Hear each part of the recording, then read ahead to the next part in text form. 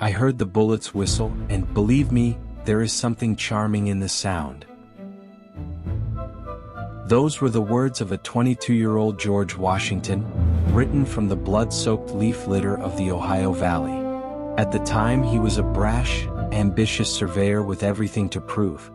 By the end of his life he would be the only man in history to lead a revolution, birth a republic, and then, in his most radical act, willingly walk away from the throne. Welcome to the Stoic architecture of power, the life and strategic legacy of George Washington. I am your narrator, Christopher. In this exhaustive long-form biography, author Jamie Glick invites us to look past the cold marble of the monuments and the familiar face on the dollar bill. We are here to meet the living, breathing architect of the American experiment, a man defined by an ironclad discipline and a strategic mind forged in the crucible of frontier warfare. Over the next 10 chapters, we will trace Washington's evolution from the ambitious youth at Pope's Creek to the weary but resolute first magistrate. We will examine the strategic pivots that saved a ragtag army at Valley Forge, the agrarian at Mount Vernon, and the profound complexities of a man navigating the paradoxes of liberty and slavery. This is the definitive story of the indispensable man, the unyielding foundation of the American soul. Written by Jamie Glick. This is the Stoic architecture of power. Chapter 1: The Crucible of Pope's Creek, 1732 to 1747. The early influences and the death of a father that denied him a formal education.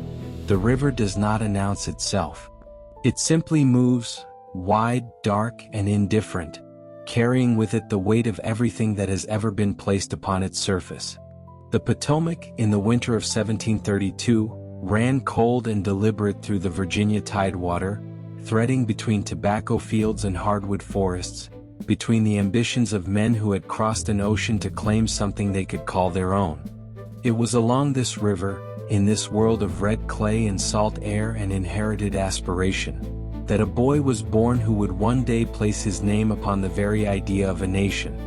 He arrived on the 22nd of February 1732, at a modest plantation house perched above the southern bank of Pope's Creek, where it emptied into the Potomac in Westmoreland County, Virginia. The house itself was not grand. It was a story-and-a-half timber structure with 4 rooms and a central chimney, the home of a man of some standing but not a man of great wealth. Augustine Washington, the boy's father, was a tobacco planter and iron entrepreneur of middling prosperity, a man who had buried one wife and married again, who was always reaching just slightly beyond what his hands could comfortably hold.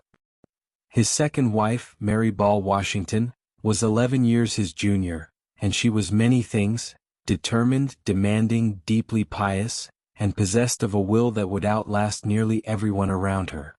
When she brought this second son into the world, she did not yet know that she was delivering into history the child who would define it.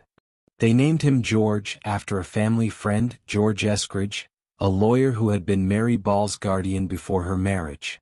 It was an ordinary name for what appeared to be an ordinary birth.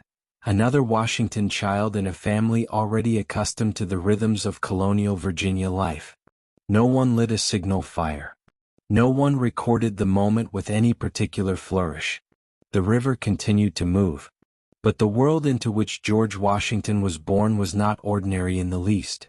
Virginia, in 1732, was a colony straining at the edges of its own becoming. The great tobacco culture that ruled the Tidewater region had built a society of rigid hierarchies, planters at the top, indentured servants and enslaved Africans at the foundation, and in between, a swelling middle class of men who watched the gentry with both envy and emulation. To be born a Washington was to be born into that middle stratum, close enough to see the summit, far enough to know the climb was real. Social position in Virginia was not merely about wealth. It was about land, about kinship, about the careful cultivation of reputation. And the Washington family understood this, even if they could not always afford to act upon it fully. George would spend the first years of his life at Pope's Creek, surrounded by the sounds and smells of a working plantation. the sharp scent of cured tobacco hanging in the drying houses, the creak of wooden wheels on dry earth, the voices of enslaved men and women whose labor made the entire enterprise possible. He was a child of this world before he was anything else, shaped by its cadences, its hierarchies, its unspoken codes. He learned early what it meant to observe and to absorb, because the plantation life demanded attention. The weather mattered. The soil mattered. The behavior of the people around you mattered. Nothing in this world was purely abstract. Everything had consequence. When George was around 3 years old, Augustine Washington made a decision that would quietly reshape the trajectory of his son's early life. He moved the family, his wife Mary and their growing collection of children, northward along the Potomac to a farm on Little Hunting Creek that Augustine had inherited years before. The property sat on a bluff above the river, with views that stretched across the water into Maryland. It was a place of considerable natural beauty, even if the farmhouse itself was modest. This land, this specific stretch of Virginia shore, would one day be known as Mount Vernon, though George Washington was far too young to understand that the ground beneath his feet would eventually bear his name and legacy like a vessel carrying something precious. He knew only the sweep of the river, the height of the trees, and the way the seasons turned the landscape from green to gold to bare. But Augustine was restless with ambition, and within 2 years the family moved again. This time they settled at Ferry Farm across the Rappahannock River from Fredericksburg in Stafford County. It was here, on this farm overlooking the broad, quiet river, that George Washington would spend the formative years of his boyhood. It was here that the essential shape of his character would begin to emerge from the clay of circumstance. Ferry Farm was a working property, and George's childhood was not one of idleness. There were chores, responsibilities, the ordinary demands of rural colonial life. But there was also the river. Always the river. The Rappahannock moved differently from the Potomac, narrower, more immediate, less majestic in scale but more intimate in feeling. George learned the river's moods the way children learn a language when they are young enough to absorb it without effort. He fished it, crossed it, watched it flood and recede with the seasons. The river taught him things that no schoolroom ever could, that nature does not negotiate, that patience is not passivity, that the moment of action must be read, not rushed. His formal education during these years was, by the standards of the Virginia gentry, incomplete. He attended a local school, likely taught by a plantation tutor, and he was a capable enough student in the practical disciplines: arithmetic, surveying, the rules of social conduct. He had access to a handful of books and he made use of them. But what George Washington was not given, what fate and circumstance conspired to deny him, was the education that his older half-brothers Lawrence and Augustine Jr. had received. They had been sent to England, to the Appleby School in Westmoreland, where they absorbed Latin and rhetoric and classical learning in the tradition of the English gentleman. Lawrence in particular came back transformed, polished, confident, conversant in the language of culture and command that the Virginia elite recognized as the mark of a true gentleman. George watched his older brother with the kind of attention that only a younger sibling who knows he has been left behind can truly muster. Lawrence was everything the colonial ideal celebrated: educated, charming, militarily experienced, socially graceful. He had served as a captain of Virginia troops in a British military expedition to the Caribbean, the ill-fated siege of Cartagena, and even in the shadow of that campaign's failure, he had returned carrying the posture and bearing of a man who had seen something of the world beyond the horizon. He named the family's Little Hunting Creek property Mount Vernon, after the British Admiral Edward Vernon under whom he had served. And he became, in every meaningful sense, a second father to George Washington, or perhaps more accurately, an ideal that George spent his entire adolescence trying to understand and eventually to surpass. It was through Lawrence that George first caught a glimpse of what he might become. Not through books and not through schoolrooms, but through proximity to someone who had already traveled the distance George dreamed of traveling. He watched how Lawrence moved through rooms, how he spoke with authority and ease, how he commanded the respect of the men around him without ever seeming to demand it. These were lessons that no Latin primer could have provided. Lessons in the architecture of presence, in the careful construction of a self that others would trust and follow. George absorbed them the way the river absorbed the rain, quietly, completely, without fanfare. But the education he was receiving, rich as it was in observation and experience, was not the education he needed to climb the full height of Virginia's social ladder. Without Latin, without the classical grounding that marked a gentleman's formal training, certain doors would always remain narrower to him than they were to others. He felt this. The lack of it would become, in time, not a wound that weakened him but a spur that drove him, a gap he would spend the rest of his life filling with alternative forms of knowledge, with experience, with the disciplined study of men and of the world that only a person who knows he must earn his understanding will truly undertake. And then Augustine died. It was the spring of 1743. George was 11 years old. Augustine Washington, only 49 years of age, fell ill and did not recover. He was buried in the family plot at Pope's Creek, in the ground near the house where George had first entered the world. And with that burial, the shape of George Washington's life changed in ways that would echo across every subsequent decade. Augustine's will was the document of a man who had tried to provide for a large and complicated family. Lawrence received the little Hunting Creek property, what would become Mount Vernon. Augustine Jr. received the Pope's Creek plantation. To Mary Ball Washington and her children, including George, went Ferry Farm, several enslaved people, and a modest collection of livestock and household goods. It was enough to sustain a family. It was not enough to make a boy's ambitions easy. There had been talk, or at least the possibility had existed, that George might follow Lawrence and Augustine Jr. to England, to the Appleby School, to the formal education that the Washington family had come to see as the mark of their aspiration. Augustine's death erased that possibility as cleanly as a hand wiping a slate. There was no money for it. Mary Washington, now a widow with 5 children and a farm to manage, was not the sort of woman who trafficked in impractical dreams. She was the sort of woman who looked at what existed and made it work. George would not go to England. George would not study Latin under the watchful eye of an English schoolmaster. George would stay in Virginia at Ferry Farm, and he would become whatever Virginia itself could make of him. It is difficult, across the distance of nearly 3 centuries, to know exactly what the 11-year-old George Washington felt in the weeks and months after his father's death. The historical record at this stage of his life is thin, as it tends to be for children who have not yet done anything the world considers worth recording. But we can reason from what we know about the forces now pressing upon him. He was the eldest son at home. His mother, formidable and exacting, would lean on him in ways that both formed and constrained him. He had no father to introduce him to the circles of power and patronage that made Virginia society move. He had no money for the education that would have opened those circles to him.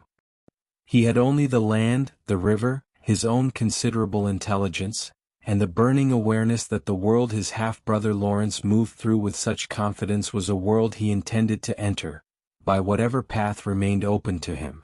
Mary Ball Washington has not always received generous treatment from history. She was a difficult woman by most accounts, prone to complaint, resistant to George's more expansive ambitions, sometimes an obstacle where a mother might have been an advocate. But she was also something else, something harder to quantify and easier to dismiss. She was relentless. She had survived the deaths of her own father and mother before she turned 13. She had navigated the uncertain terrain of colonial widowhood with practicality and determination. She had held Ferry Farm together under conditions that would have defeated a less stubborn spirit. And whatever she imparted to her son, whatever quality of endurance and self-command and refusal to be undone by circumstance, it would serve him in ways that no English schoolmaster could have matched. George learned from his mother the one lesson that formal education sometimes fails to teach, that the world will not arrange itself to accommodate your needs, that hardship is not an interruption of life but a constituent part of it, and that the only response to difficulty worthy of a person of character is to continue moving, stoically, deliberately, without the luxury of self-pity. He also learned, through the curriculum of circumstance, to work with numbers. The rules of surveying, measuring, calculating, translating the physical landscape into the precise language of property and boundary, became the intellectual discipline that filled the space where Latin and rhetoric might otherwise have lived. He copied out rules of civility and decent behavior from a text that circulated among Virginia's aspiring youth. He read what books he could find. He studied the men around him with the focused curiosity of someone who knows that other people are among the most important texts available. Every interaction was, for George Washington in these years, a form of education. And Lawrence remained his constellation, the fixed point by which he navigated. In the years after Augustine's death, George spent increasing amounts of time at Mount Vernon, absorbing the life his half-brother had built along the Potomac bluff. Lawrence had married in Fairfax, daughter of Colonel William Fairfax, the cousin and agent of Lord Fairfax, one of the largest landowners in the entire colony. Through Lawrence, through the Fairfax connection, George Washington gained access to something his father's death had seemed to close off entirely, a window into the world of Virginia's upper gentry, a glimpse of how men of real power and real standing conducted themselves, made their decisions, extended their influence. He watched. He listened. He said less than he thought, and he thought more than he said. These habits, the careful management of expression, the disciplined restraint of impulse, the preference for observation over declaration, were beginning to calcify into permanent features of his character. He was becoming, in the forge of Ferry Farm and the shadow of Lawrence's example, something that his formal education might not have produced at all. A man who trusted experience over theory, who measured the world by its actual dimensions rather than by inherited ideas of what those dimensions should be, who had learned that authority cannot be claimed by birthright alone but must be earned, sustained, and defended with every action. The river at Ferry Farm moved on through those years, through the seasons of his father's death, through the long mornings of arithmetic and the quiet evenings of watching the Virginia sky go dark over the Rappahannock. The boy who stood at its bank in 1743 was not yet the man who would cross a different river in a different season and change everything. But the distance between those two moments was already being traveled. In the absence of what formal education might have given him, George Washington was building something rarer and, as it would prove, more durable, a self-made architecture of discipline, observation, and ambition, laid course by careful course, like stone upon stone, against the current. Chapter 2. The Frontier Surveyor, 1748 to 1753. Youthful ambition and the toughening experience of surveying the Virginia wilderness. There is a particular kind of education that cannot be purchased, cannot be inherited, and cannot be absorbed from the pages of any book. It arrives only through exposure, through the slow, unglamorous, physically demanding encounter with the world as it actually is, stripped of the comfortable fictions that civilization builds around itself to make life feel more manageable than it truly is. George Washington began receiving this education in the spring of 1748, when he was 16 years old, and the classroom was the Virginia wilderness, raw, indifferent, and magnificent in equal measure. The opportunity came, as so many of the defining opportunities in Washington's early life came, through the Fairfax connection.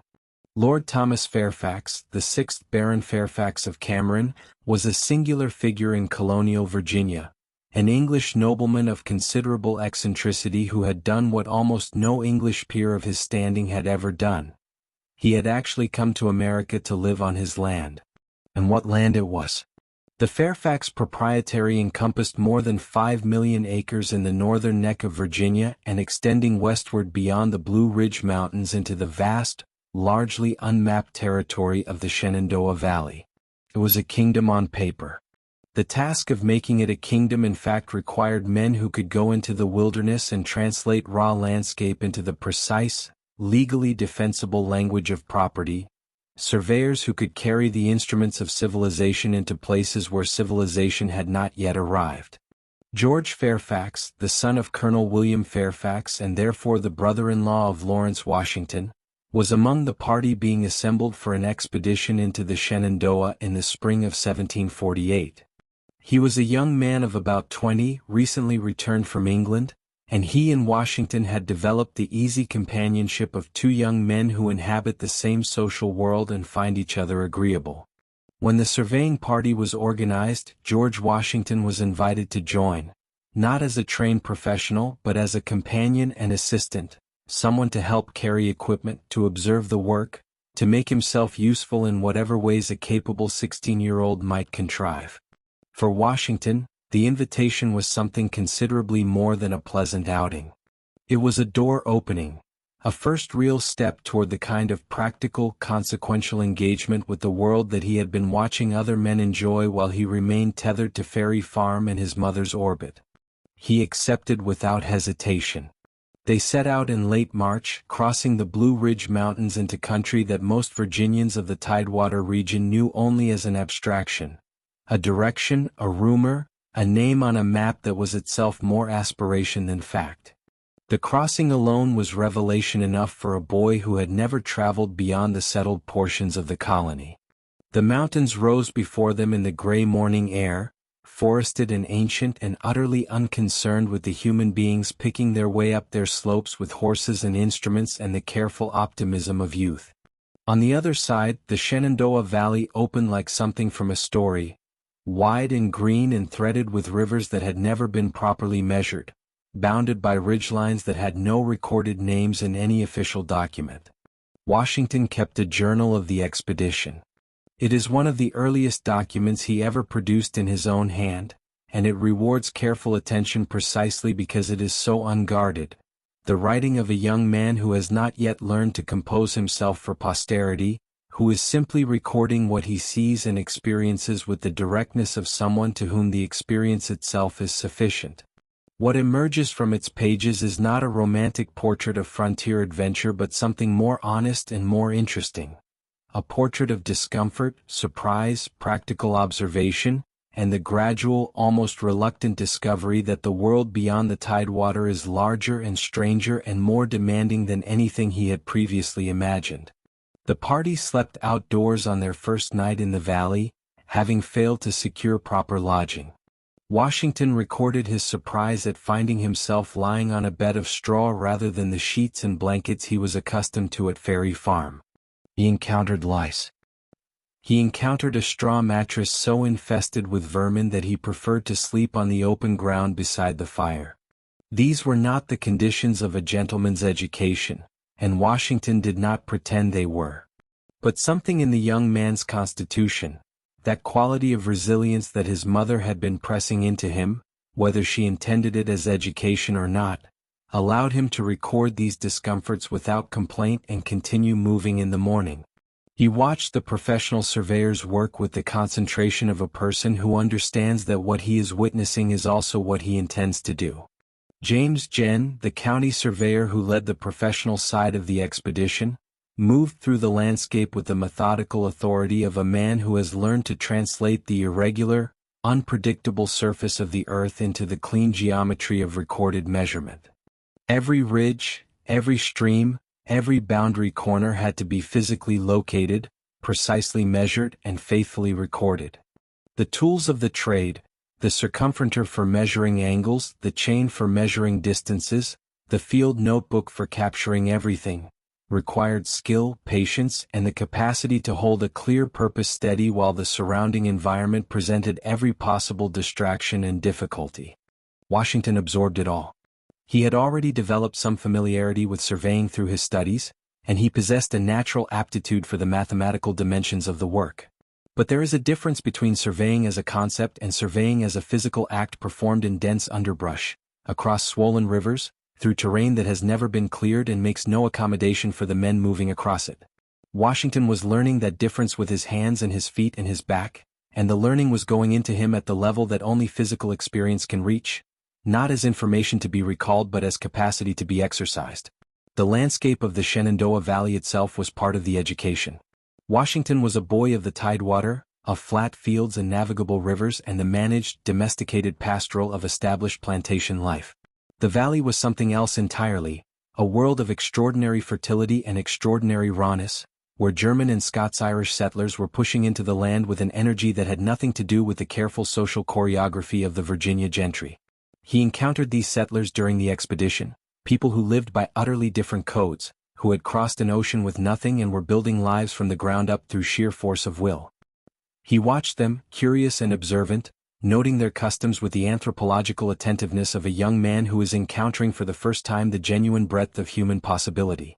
One evening, the party encountered a band of Native Americans, 30 or more warriors, carrying a single scalp as a trophy of some recent engagement. Washington watched as the men danced around a fire, their movements and ceremony and the raw symbolic weight of what they carried filling the night air with something that the settled world of Tidewater, Virginia had never asked him to confront directly. He recorded the scene in his journal with the slightly breathless precision of a young man who is frightened and fascinated in equal measure and is trying, with the instinct of the natural writer, to capture the truth of the moment before it escapes into memory. It did not escape him. None of it escaped him. The cold mornings, the difficult crossings, the nights under open sky, the precise and patient labor of measurement, the vast and various humanity pressing against the edges of the colonial world, all of it was going into him, layer by layer, the way sediment goes into stone. He was being made by this place, and the making was not gentle.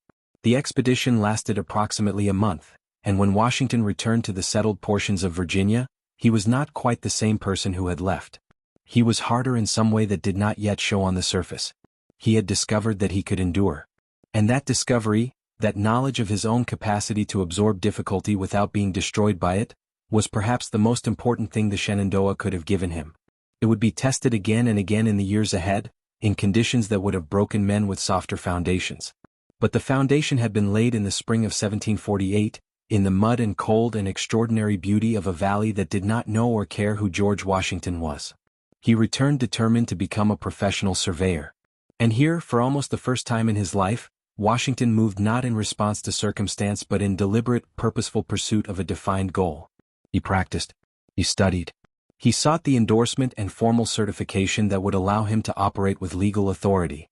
In July of 1749, less than a year and a half after his first expedition, the College of William and Mary, the body responsible for certifying surveyors in Virginia, officially licensed George Washington as a surveyor of Culpeper County.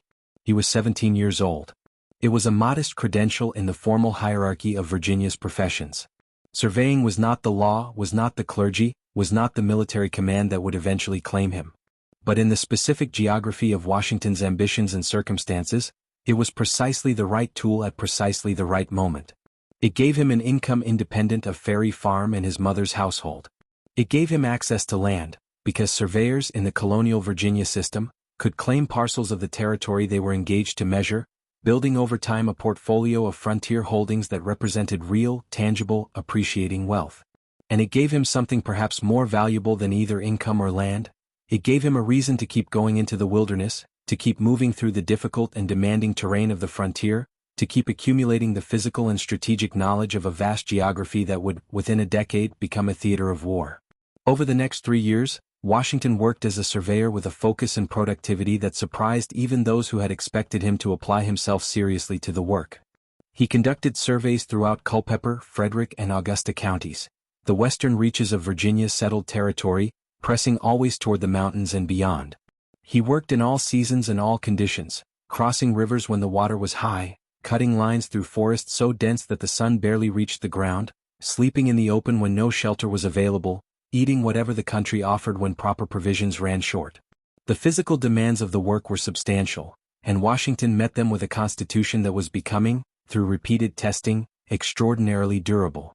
He was tall for his era, already approaching his full adult height of over 6 feet, and his body was being shaped by the work into something powerful and practical, built for endurance rather than elegance. He did not possess the refined, bookish physique of a man who had spent his formative years in a schoolroom. He was becoming something rawer and in certain ways more capable. A man whose authority was rooted, at least in part, in the visible fact of physical competence and stamina. But the surveying years were not only a physical education. They were a strategic one. Every survey Washington completed required him to read a landscape, to understand its topography, its water sources, its natural boundaries, its vulnerabilities and advantages as a piece of terrain. He was learning, without knowing he was learning it, to see land the way a military commander must see it. Not as scenery but as a set of conditions that either favor or complicate the movement and positioning of human beings. The ridge that presented a surveying challenge was also a defensive position. The river crossing that slowed a survey party was also a strategic choke point. The valley that offered fertile farmland also offered an avenue of approach for an enemy force. Washington was developing, in the years he spent measuring Virginia's frontier, a spatial intelligence, a feel for terrain, that would become one of the defining instruments of his military genius. He was also learning the human geography of the frontier. The Shenandoah Valley and the country beyond it were filling with settlers of every origin and description. Germans from Pennsylvania, Scots-Irish from Ulster, English from the Tidewater, free blacks navigating the narrow and dangerous margins of colonial society. Washington moved among all of these people in the course of his surveying work, and he observed them with the same attentiveness he brought to the landscape. He was learning that the world was larger and more complex than the Tidewater society that had shaped his earliest understanding of human possibility. He was learning that authority could not be assumed on the basis of birth or accent but had to be demonstrated, consistently, through competence and fair dealing. Men on the frontier did not bow automatically to Virginia gentlemen. They extended respect to those who had earned it. Washington earned it. His surveys were reliable. His measurements were precise. His records were kept with a care and legibility that made them legally defensible and practically useful. In a world where shoddy surveying work was common, where lines were drawn carelessly and corners were placed by approximation, Washington's work had the quality of a man who understood that his reputation was the most durable asset he possessed, and who protected it accordingly, survey by survey and measurement by measurement. By the early 1750s, he had accumulated more than 100 surveys and had begun to purchase frontier land with the proceeds of his work, building the foundations of the independent economic standing that would, in time, make possible the political and military career he was beginning to glimpse on the edge of his imagination. He was not yet 20 years old. He had not attended a single day of formal schooling beyond what the rough local schools of colonial Virginia had provided. He had no Latin, no classical education, no European training in the arts and sciences of war. He had something else, something that all the Latin in the world could not have purchased for him. He had gone into a hard country alone and found that he was equal to it. The wilderness had not broken him. He had measured it instead. And now, standing on the far side of those 3 years of survey work, George Washington could look back at the boy who had crossed the Blue Ridge in the cold spring of 1748 and recognize in him the first rough draft of the man he was becoming. Incomplete, unfinished, still forming. The education of the frontier was not over. It would continue in forms far more dangerous and far more consequential than anything a surveying chain and a circumferentor could measure. But the essential lesson had been delivered. The wilderness had a logic and Washington had learned to read it. The wilderness had a price and Washington had learned to pay it without complaint. The river moved. The mountains waited. And somewhere beyond the Blue Ridge, in the vast territory that France and England were already beginning to argue about with the deadly seriousness of empires, the next chapter of his education was assembling itself, patient, inevitable, and armed. Chapter 3. The Colonial Commander, 1754 to 1758. The sparks of the 7 Years' War and the myth of invincibility at the Monongahela. There is a moment in every life that functions as a hinge, a point at which the door of what a person has been swings open onto what they are about to become. For George Washington, that moment did not arrive quietly, in the manner of a letter received or a conversation had in a comfortable room. It arrived in the form of gunfire in a forest clearing, in the confusion and terror of a wilderness ambush, in the smoke and noise of a colonial skirmish so small that most of Europe would never hear of it, and yet so consequential that it would ignite a war stretching across 5 continents and reshape the entire architecture of the modern world. The year was 1754. Washington was 22 years old. And the education that the frontier surveyor's years had begun was about to continue under conditions that would have destroyed a man of lesser constitution.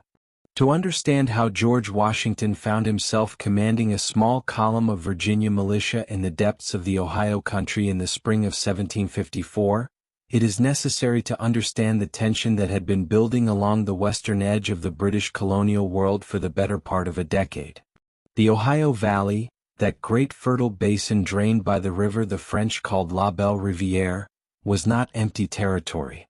It was a place of layered claims and competing ambitions, where Native American nations pursued their own interests with sophistication and agency, where French traders and soldiers had been constructing a chain of forts designed to connect their Canadian possessions to their settlements along the Mississippi, and where Virginia land speculators, including the powerful Ohio Company, in which the Washington family held a stake, were eyeing the same territory with the hungry intensity of men who understood that land was the ultimate currency of colonial America.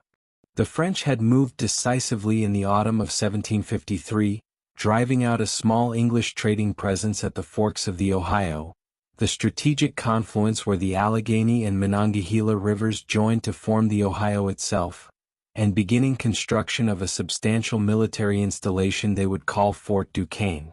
The message was clear and deliberate. France considered the Ohio Valley its own, and it intended to hold it. Virginia's royal governor Robert Dinwiddie, alarmed and politically pressured, needed someone to carry a formal diplomatic protest to the French commanders at their wilderness outposts, someone capable of navigating the difficult terrain, conducting himself with appropriate dignity, observing the French military situation with useful precision, and returning with a report that could inform colonial policy. He chose George Washington. It was an extraordinary appointment for a young man who had not yet turned 22, and it testified to the reputation Washington had already built through his surveying years, a reputation for physical endurance, practical intelligence, and the kind of reliable, self-possessed competence that made men willing to trust him with difficult work. Washington accepted the commission with the composed eagerness of a young man who has been waiting for exactly this kind of opportunity without quite knowing what form it would take when it arrived. The journey to the French outposts in the winter of 1753 was brutal by any measure. Washington led a small party through hundreds of miles of wilderness in conditions that stripped away every comfort and tested every resource. The rivers were running with ice. The trails were buried under snow that made each mile a negotiation between the traveler and the terrain. Washington's party crossed swollen waterways on improvised rafts, slept in the open when shelter was unavailable, and moved through a landscape so indifferent to human survival that the cold itself seemed almost intentional.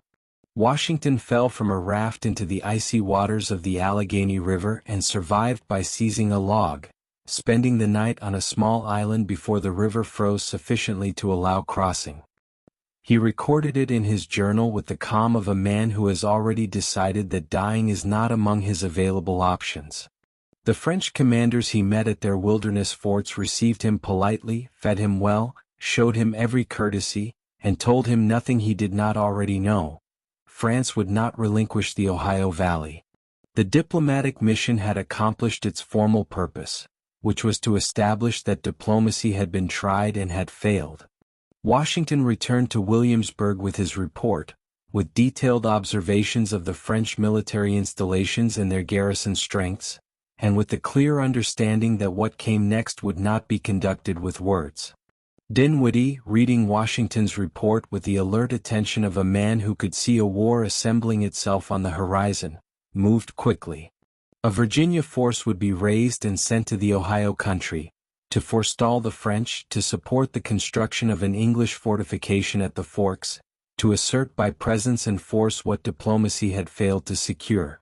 Washington was commissioned a lieutenant colonel and given command of a portion of this force. It was a real command, not a ceremonial one, genuine military authority over men who would depend on his decisions for their survival. He was 22 years old and had never led soldiers in anything resembling actual combat. He took the commission without betraying, at least outwardly, any awareness of the gap between the responsibility being placed upon him and the experience he possessed to meet it.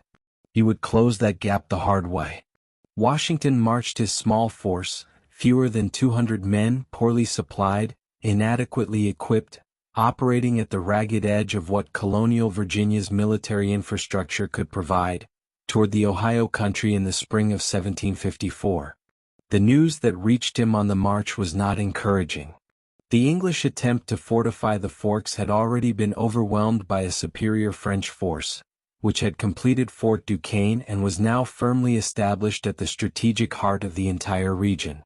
Washington pressed forward anyway because pressing forward was what the situation required, and because, at 22, with his first real command and his first real chance to demonstrate the qualities he believed he possessed, retreat was not a concept his constitution would entertain without exhausting every alternative.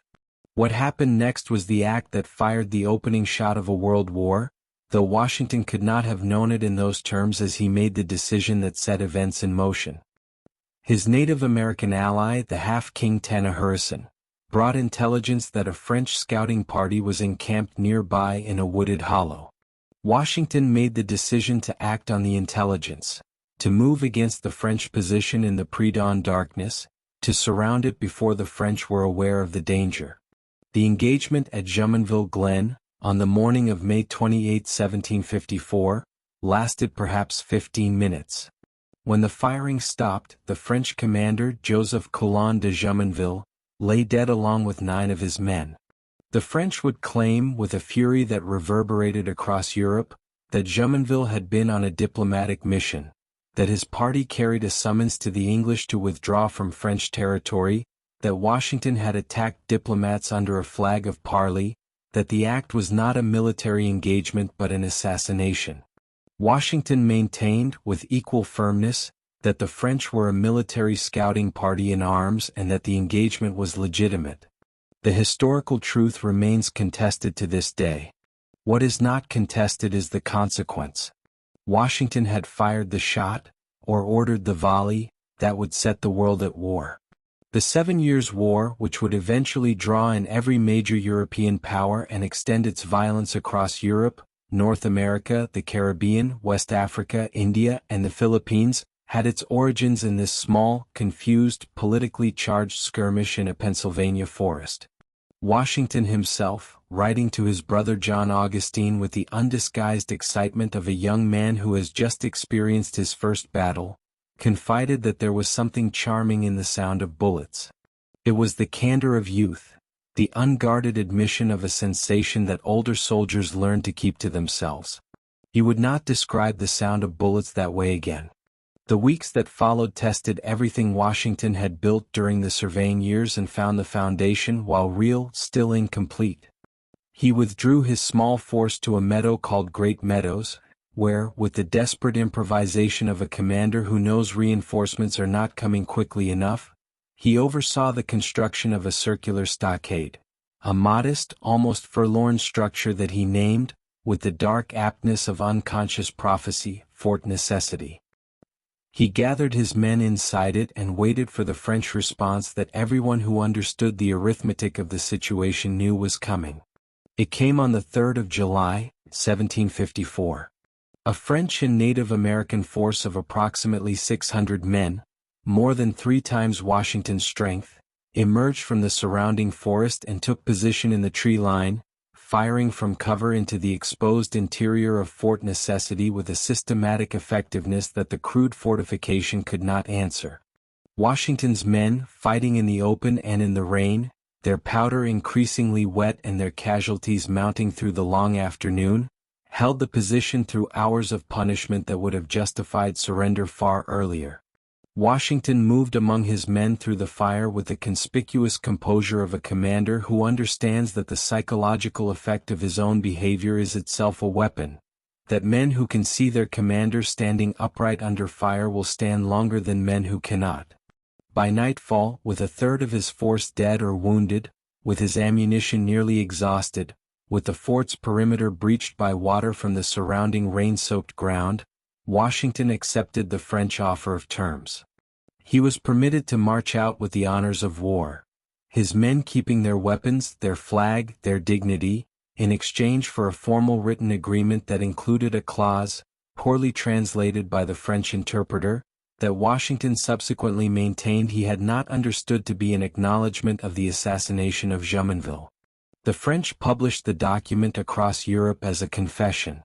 Washington spent years asserting that the translation had been deliberately manipulated. The argument was real on both sides and resolved nothing.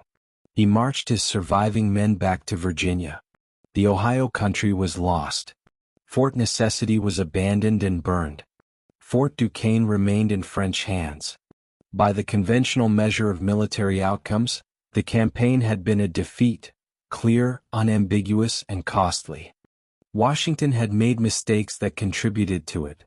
He had chosen a tactically weak position, he had underestimated the French response time, he had allowed the construction of a fortification that could not withstand the attack it was almost certain to receive.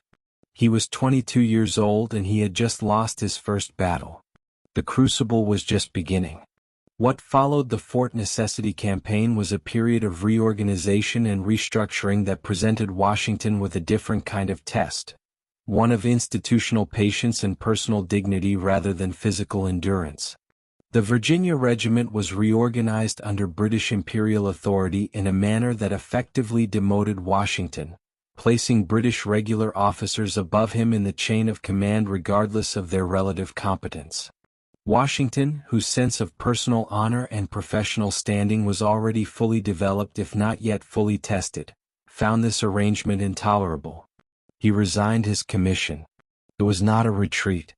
It was a refusal to accept the diminishment of his standing as a condition of his service.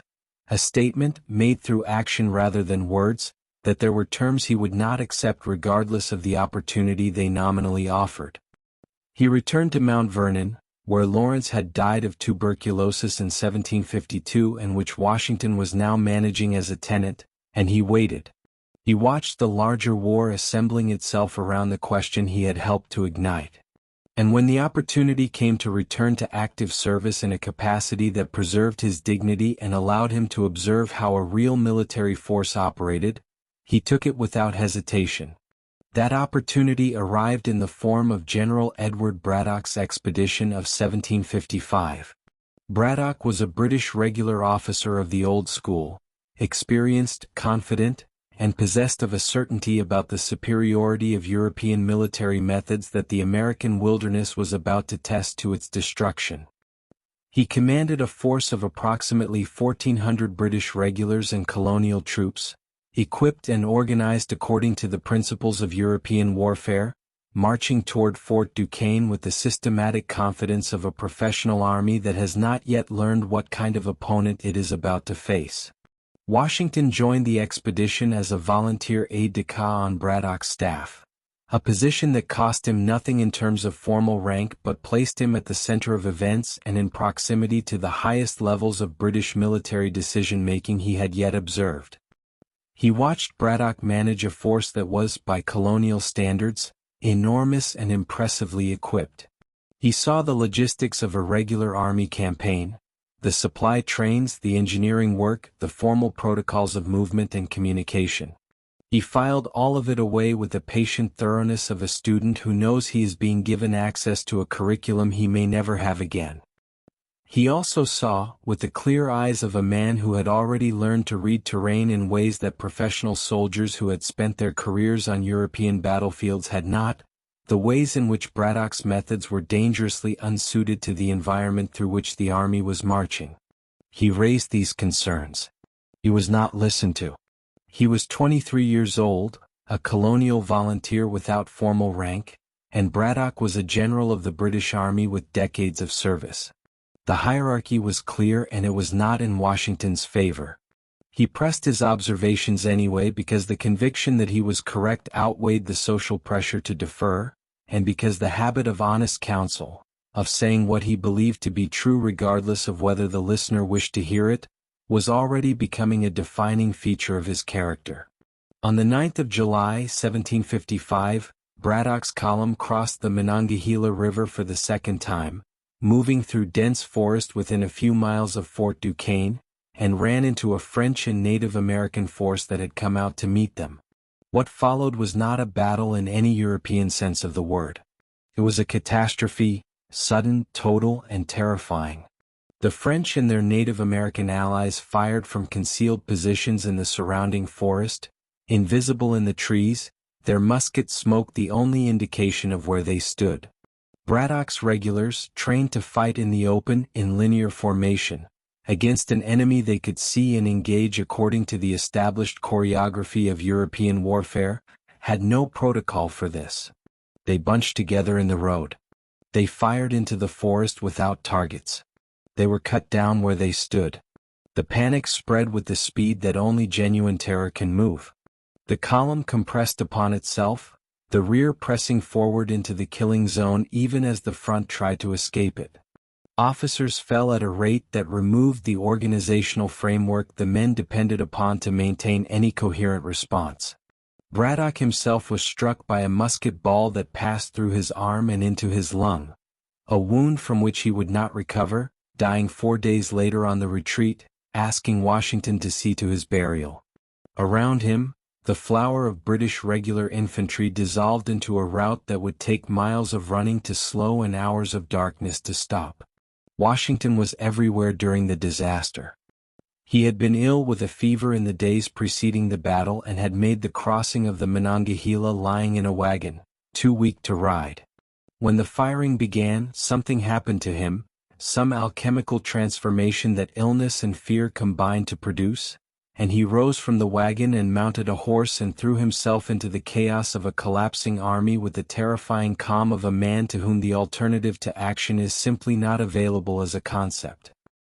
He rode through the firing, carrying orders, attempting to organize and redirect men whose capacity for coherent behavior had been largely burned away by panic.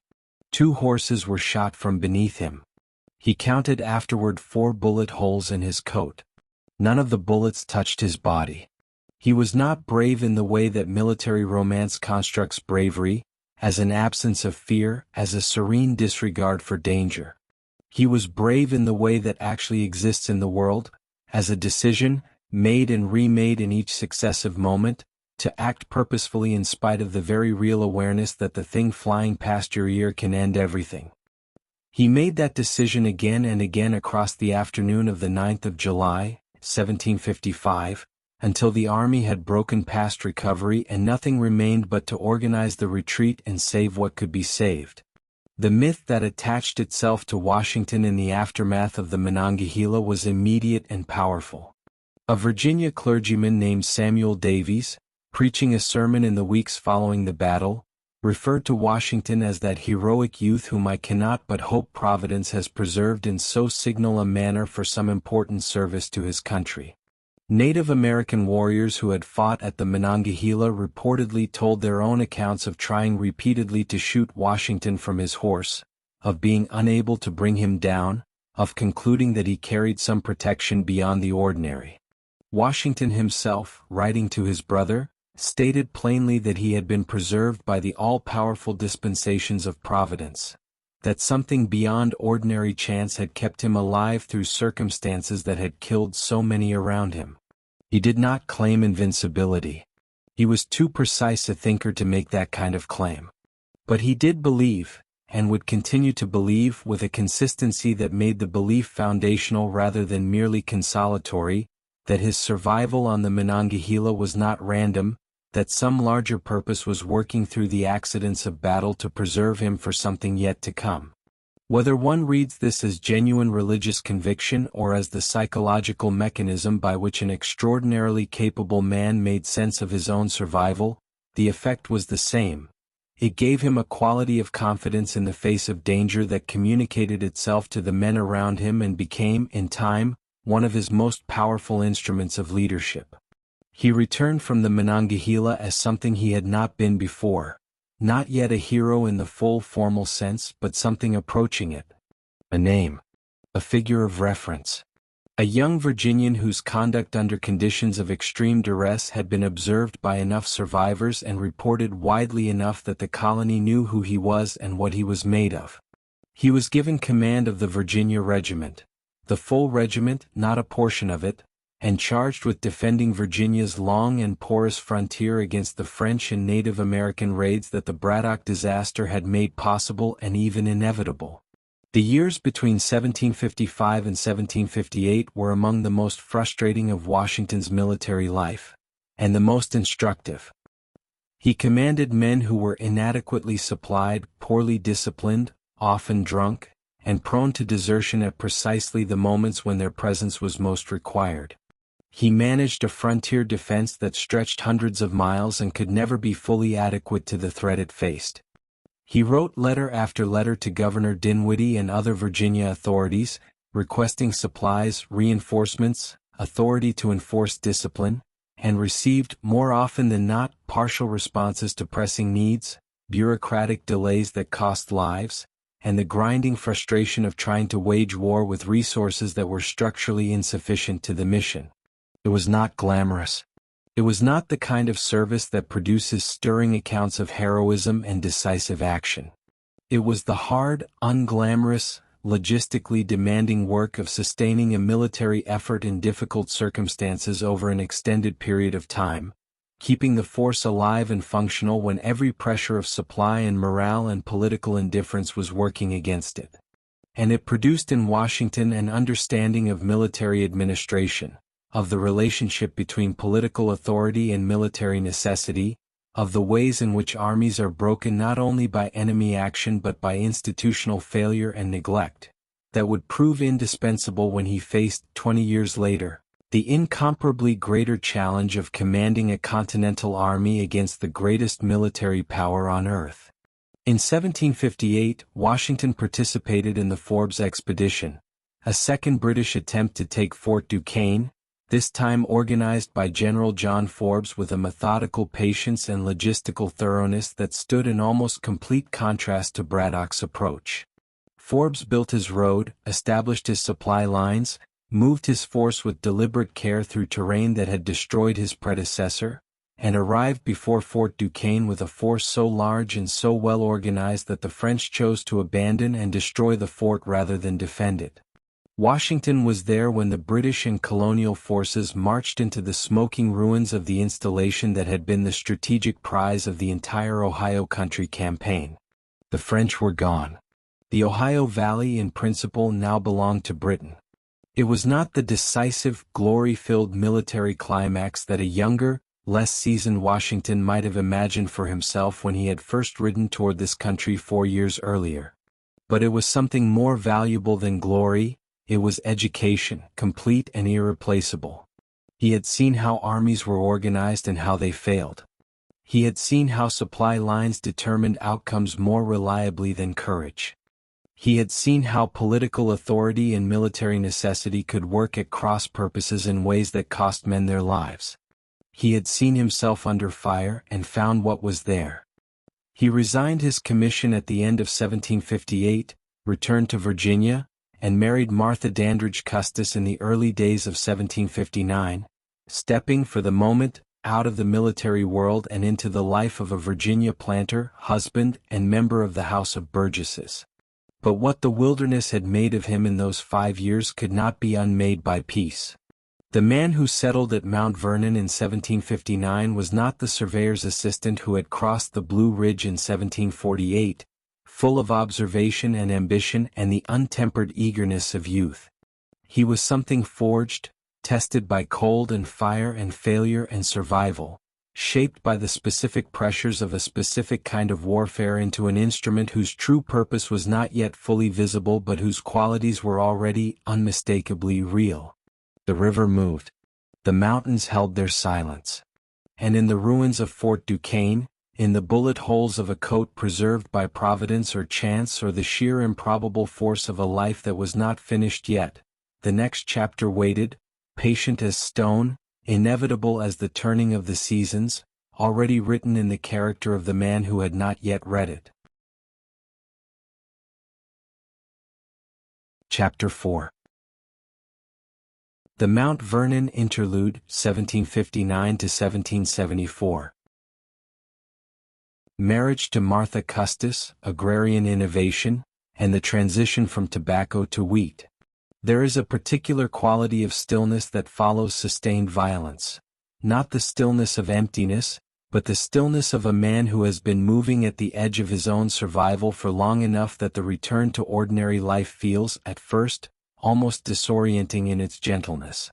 George Washington rode back to Virginia in the closing weeks of 1758 carrying that stillness within him, along with the accumulated weight of 5 years of frontier warfare, administrative frustration, logistical improvisation, and the peculiar, clarifying experience of having been shot at repeatedly without dying. He was 26 years old. He was leaving the army. He was going home. But home, for Washington, was in the process of becoming something considerably grander than anything he had previously possessed. Mount Vernon, the property on the Potomac bluff that Lawrence had named and that Washington had been managing as a tenant since his brother's death in 1752, had passed fully into his ownership through the terms of Lawrence's estate. The house itself was still modest by the standards of Virginia's great planters. A story-and-a-half structure, comfortable enough, with the commanding views of the Potomac that the site's natural elevation provided, but lacking the architectural ambition and social scale that Washington was already imagining for it. The land surrounding it was fertile and extensive. The river below it was broad and navigable. The potential of the place was visible to anyone who looked at it with the eyes of a man who intended to build something lasting. Washington looked at it with exactly those eyes. And on the 6th of January 1759, in a ceremony at the White House plantation in New Kent County, he married Martha Dandridge Custis, and the calculus of what was possible at Mount Vernon changed in ways that extended far beyond the financial. Martha Washington has not always received from history the full measure of attention her life warrants. She tends to appear in the accounts of her husband's career as a supporting figure, warm, devoted, domestically capable, the calm center of the household around which the larger drama of Washington's public life revolved. All of this is true and none of it is the whole truth. Martha Custis was, at the time of her marriage to Washington, one of the wealthiest widows in Virginia. Her first husband, Daniel Parke Custis, had died in 1757, leaving an estate of extraordinary value, thousands of acres of land, hundreds of enslaved people, and liquid assets in cash and securities that represented a fortune of the first order by colonial Virginia standards. Martha had managed this inheritance with the competent, unsentimental practicality of a woman who had grown up understanding that property required attention and that attention required intelligence. She was not a tall woman, nor a formally educated one, nor a person who sought the public stage for its own satisfactions. She was something more durable than any of those things. She was steady.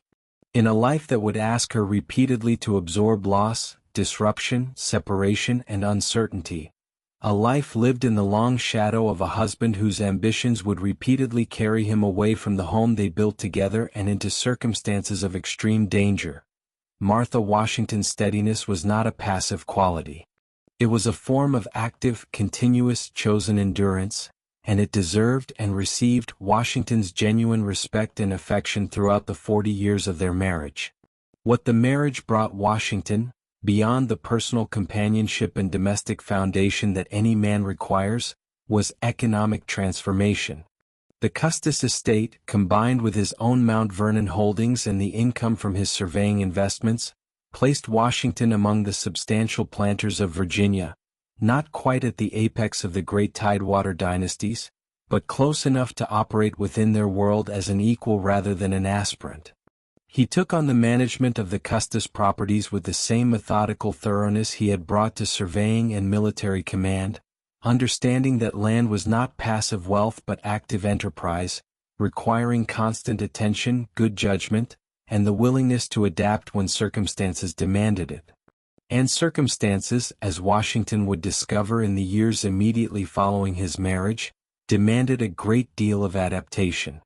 Because the agricultural system into which he had married, and which undergirded the entire economic architecture of Tidewater, Virginia, was not working. Tobacco, the crop that had built Virginia, that had financed its great houses and its plantation culture and its aspirations to English gentility, was failing slowly and then with increasing speed, as a reliable foundation for the prosperity of planters who depended on it. The reasons were structural and largely invisible to the planters themselves until the damage was already deep. The soil of the tidewater, worked intensively for tobacco over generations, was exhausting itself. The price of tobacco on the London market was subject to the manipulations of the British merchant houses through which Virginia planters were required to sell their crop, houses that advanced credit against future harvests and extracted their compensation in fees and commissions that eroded the planters' return with every passing season. The system of debt that connected Virginia planters to their London merchants was not a relationship between equals. It was a mechanism of dependency that transferred wealth steadily from the colonial producer to the metropolitan financier, and the tobacco culture had made that mechanism seem so natural, so embedded in the ordinary operations of plantation life, that most planters did not see it clearly until they were too deeply enmeshed to easily escape. Washington saw it. He saw it with the precision of a man who kept meticulous accounts and who had the mathematical literacy, developed in his surveying years, to understand what the numbers were actually saying.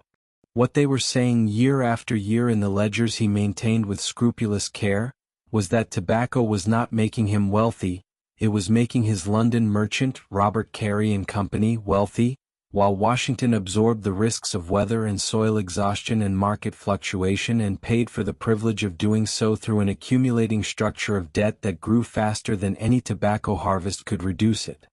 He made a decision that was, for a Virginia planter of his generation and social position, genuinely radical. He would stop growing tobacco as his primary crop. He would diversify. He would innovate.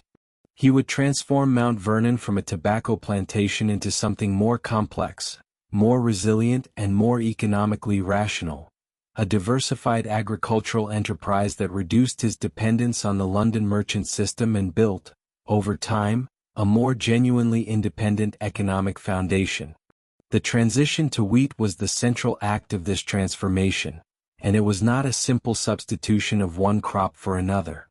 Wheat demanded different soil management, different equipment, different labor rhythms, different market relationships. It could be sold closer to home, to flour millers along the Potomac and in the growing towns of the region, rather than being shipped across the Atlantic to merchants who controlled the terms of the transaction. Washington built a gristmill on the property to process his own grain, adding a dimension of productive capacity that allowed him to capture value at a stage of the agricultural process that tobacco planters simply did not have access to. The mill became one of the most productive elements of the Mount Vernon economy, grinding flour not only from Washington's own fields but from those of neighboring farmers who brought their grain for a fee, turning the facility into a genuine commercial enterprise rather than merely a domestic convenience. He moved into fishing on a substantial scale, exploiting the extraordinary natural resource of the Potomac River, which ran thick with shad and herring during the spring runs in quantities that staggered anyone who witnessed them. Washington organized the fishing operation at Mount Vernon with the same systematic attention he brought to everything else. The nets, the seining crews, the salting and barreling of the catch, the marketing of the preserved fish to buyers in Alexandria and beyond. Barrel after barrel of salted fish left Mount Vernon's landing each spring, representing income that owed nothing to London merchants and everything to the natural productivity of the river below his bluff.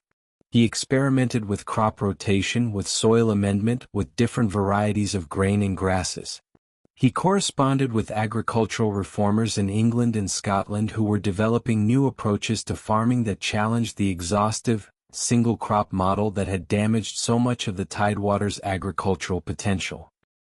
He read the agricultural literature available to him with the same focused attention he had once brought to surveying manuals, extracting practical knowledge and testing it against the specific conditions of his own land. His fields became, in a very real sense, experimental stations, places where Washington applied the empirical method to the challenge of agricultural improvement, observing what worked, abandoning what did not, refining his practices based on the evidence his own land provided. This was not the behavior of a Virginia gentleman playing at farming between more glamorous engagements. This was the behavior of a serious, intellectually engaged agricultural entrepreneur.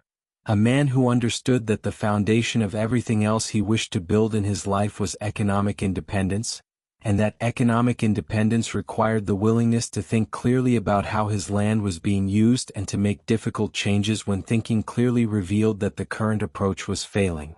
The physical transformation of Mount Vernon itself proceeded in parallel with the agricultural transformation of the land.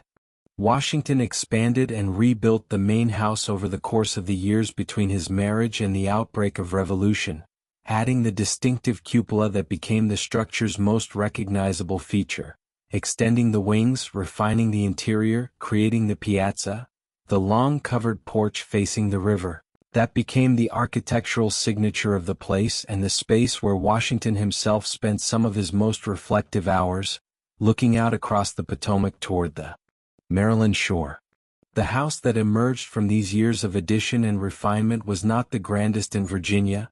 It was deliberately not that, restrained in its dimensions and proportions in a way that reflected Washington's understanding that ostentation was a form of vulnerability, but it was a place of genuine distinction, built to last and designed to communicate the qualities Washington most wished to project: substance, order, permanence, and the quiet confidence of a man who has nothing to prove. He sat, during these years, in the Virginia House of Burgesses, representing Fairfax County with the steady, attentive competence that characterized everything he undertook. He was not an orator. The great forensic talents of the Virginia political world, the Patrick Henry and the Richard Henry Lees, possessed a verbal brilliance that Washington did not claim and did not pretend to.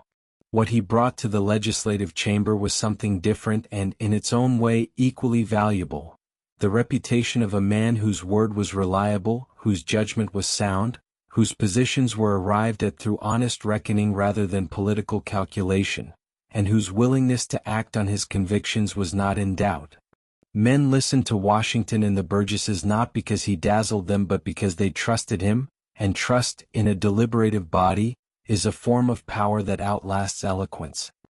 He watched, from his seat in the Burgesses and from the vantage point of his increasingly lucid understanding of colonial economics, as the relationship between Britain and its American colonies deteriorated through the 1760s with the slow, grinding inevitability of a structure built on a faulty foundation.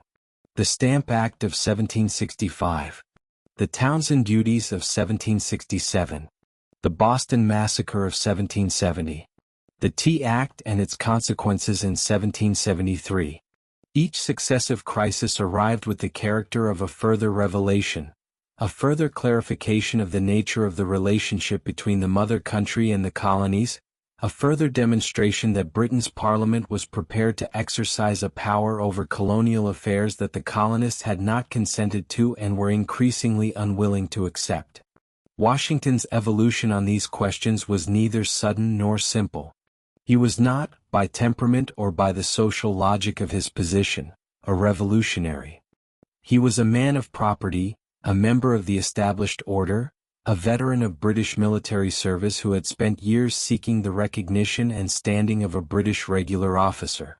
He had too much investment in the existing system, economic, social, psychological, to abandon it lightly. But he was also, by the evidence of his agricultural decisions and his careful management of his own affairs, a man who thought clearly about dependency and independence, who understood from personal experience what it meant to be structurally subordinated to a distant party whose interests were not your own, and who had demonstrated, in his transition away from tobacco and the London merchant system, that he was capable of choosing the harder path toward genuine autonomy when the evidence made clear that the comfortable path led nowhere worth going. The transition was happening inside him, the way the most important transitions always happen, gradually, below the level of dramatic declaration, in the accumulation of observations and convictions that slowly tilt the entire orientation of a man's thinking until the day arrives when the position he occupies is so far from where he began that the distance is only visible in retrospect. He wrote to his neighbor and friend George Mason in 1769, A letter that deserves to be read as a document of genuine intellectual seriousness rather than political posturing, arguing that the colonists must find some way of asserting their rights that went beyond mere petition and remonstrance, that the time for words addressed to a parliament that had demonstrated its unwillingness to listen was drawing to a close, and that the colonists must look to their own capacity for action. It was not the language of a man planning a revolution, but it was the language of a man who could see one coming. Through all of this, Mount Vernon continued its patient transformation. The fields that had grown tobacco rotated now through wheat and corn and clover and fallow periods designed to restore what years of intensive cultivation had taken. The gristmill ground its steady commerce. The fishing operations yielded their seasonal bounty. The house rose above the river in its expanding, carefully considered proportions. Washington's daily life during these years had a rhythm and a texture that he found genuinely satisfying. The early mornings in the fields on horseback inspecting the work, making note of what needed attention. The afternoons at his desk, managing the extraordinary administrative complexity of a large plantation enterprise. The evenings in the company of Martha and the children she had brought from her first marriage, Jackie and Patsy Custis, whom Washington treated with the full warmth of a father's affection.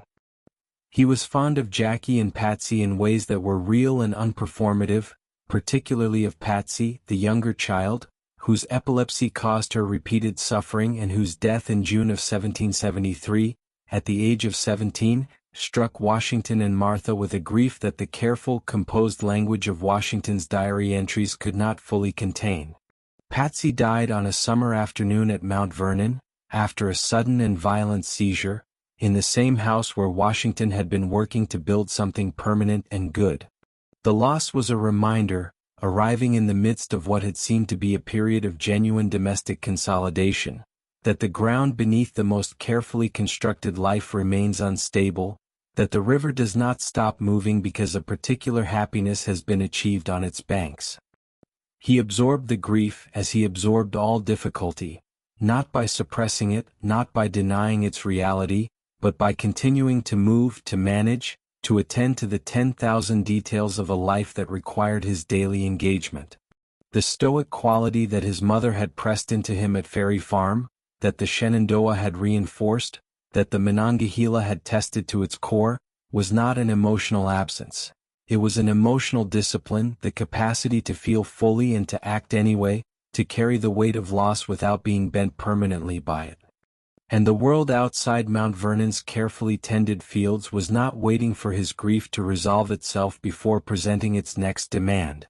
In the spring of 1774, in response to the Boston Tea Party and the colonial defiance it represented, the British Parliament passed the coercive acts, what the colonists would call the intolerable acts, closing Boston Harbor, restructuring Massachusetts government, and signaling with unmistakable clarity that the imperial relationship was entering a new and more dangerous phase.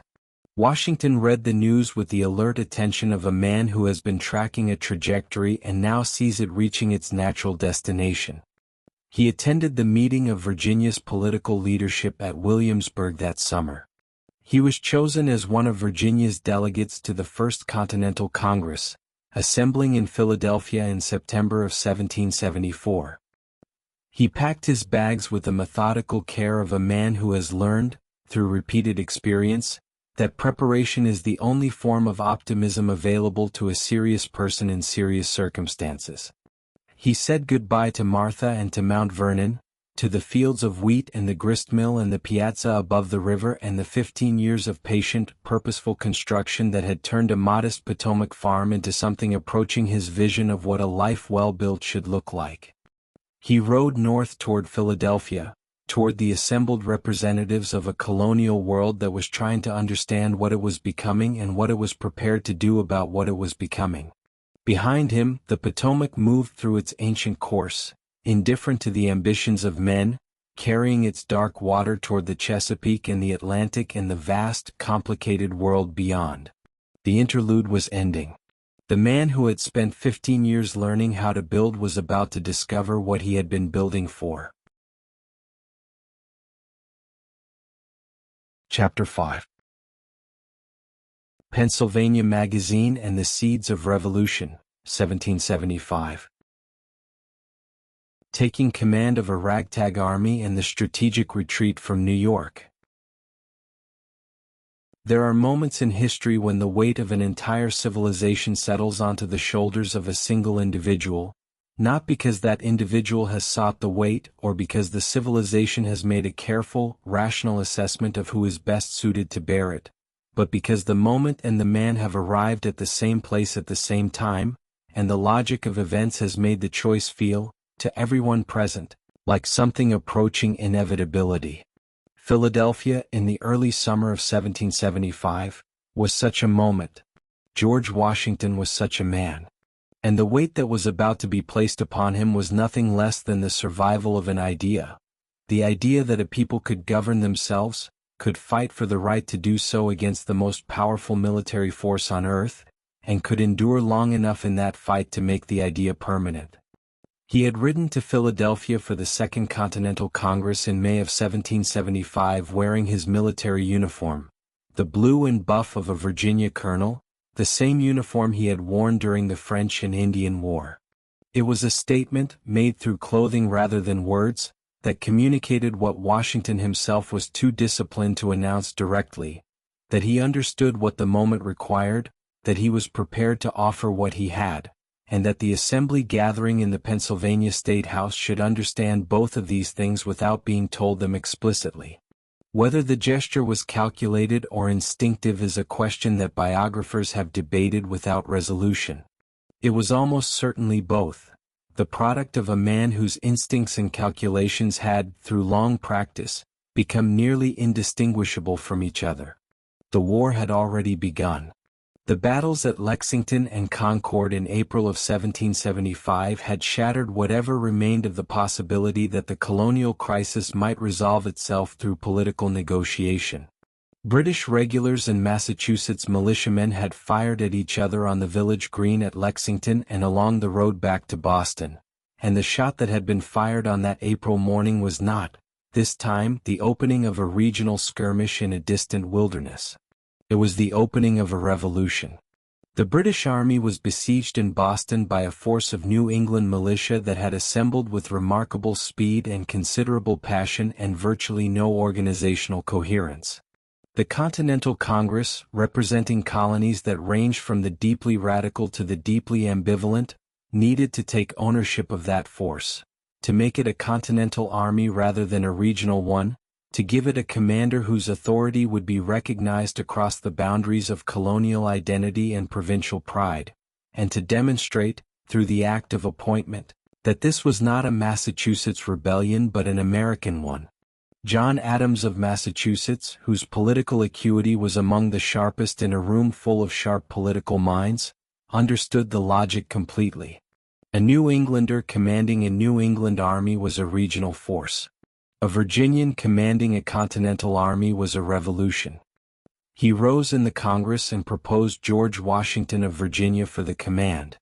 Washington, by one account, left the room when he heard his name, whether from genuine modesty or the calculated avoidance of the appearance of seeking what he wished to be seen as humbly accepting, no one could say with certainty.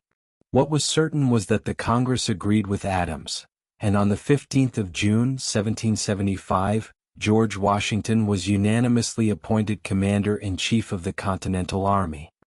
He accepted the appointment with a speech of characteristic precision, acknowledging the honor, expressing genuine uncertainty about his qualifications for so vast a responsibility, and declining the salary that the position offered, asking only that his expenses be reimbursed. It was a gesture of republican virtue that he had calculated carefully and meant sincerely, as the two things were not, for Washington, mutually exclusive. He wrote to Martha that same evening with the plain honesty of a man who has just accepted something enormous and is not pretending, at least in private, that it does not frighten him. He told her he had not sought the command. He told her he hoped she would bear his absence with as much fortitude as the nature of the case required. He told her that he had accepted because he felt it would be wrong to refuse what the country seemed to require of him. Then he rode north toward Boston, toward the army, toward the most demanding and most consequential undertaking of his life. What he found when he arrived in Cambridge, Massachusetts, in early July of 1775 and took formal command of the forces besieging Boston, was an army in the most generous possible use of that word. Approximately 14,000 men were present in various states of readiness, organization, and physical condition. New England farmers and tradesmen and young men of every description who had picked up whatever weapons were available and marched to the sound of the fighting with the passionate spontaneity of people responding to what felt like an obvious and urgent wrong. Their courage was real. Their commitment, at least in the summer of 1775, was genuine. What they lacked was nearly everything else that an army requires to function as an army rather than as an armed gathering of individuals. There was almost no gunpowder, a fact so alarming that Washington, when he first learned the true figures, was reportedly struck silent for a considerable interval. There was no consistent system of rank or discipline. Officers were elected by their men in the New England tradition, which produced a command structure that functioned more like a town meeting than a military hierarchy. Enlistments were short. Men had signed up for months rather than years, and the question of whether they would re-enlist when their terms expired was not a question that the circumstances of 1775 permitted any honest officer to answer with confidence. Sanitation was catastrophic. The camps reeking with the inevitable consequences of thousands of men living in close proximity without adequate arrangements for the most basic requirements of human biology. Disease moved through the encampments with the casual efficiency of a process that has no enemies and no allies, killing and incapacitating men with a thoroughness that no British musket could match. Washington looked at all of this and did not despair, at least not visibly. He began to work. The work was not heroic in the martial sense. It was administrative, organizational, relentless, and almost entirely invisible to the kind of history that prefers its great men on horseback. He established a chain of command. He imposed standards of discipline, insisting on courts martial for infractions and punishments for dereliction that created, over time, the expectation that behavior in this army would be governed by rules rather than by individual inclination.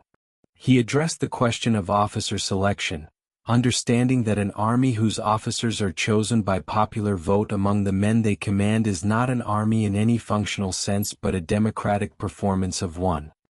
He wrote to the Congress, the first of what would become thousands of letters over 8 years of correspondence with that body, explaining with precise, unsparing clarity what the army needed and what would happen if it did not receive it. The Congress read his letters with the mixture of admiration and anxiety that would characterize their relationship with Washington for the duration of the war. They admired his clarity. They were anxious about his requests.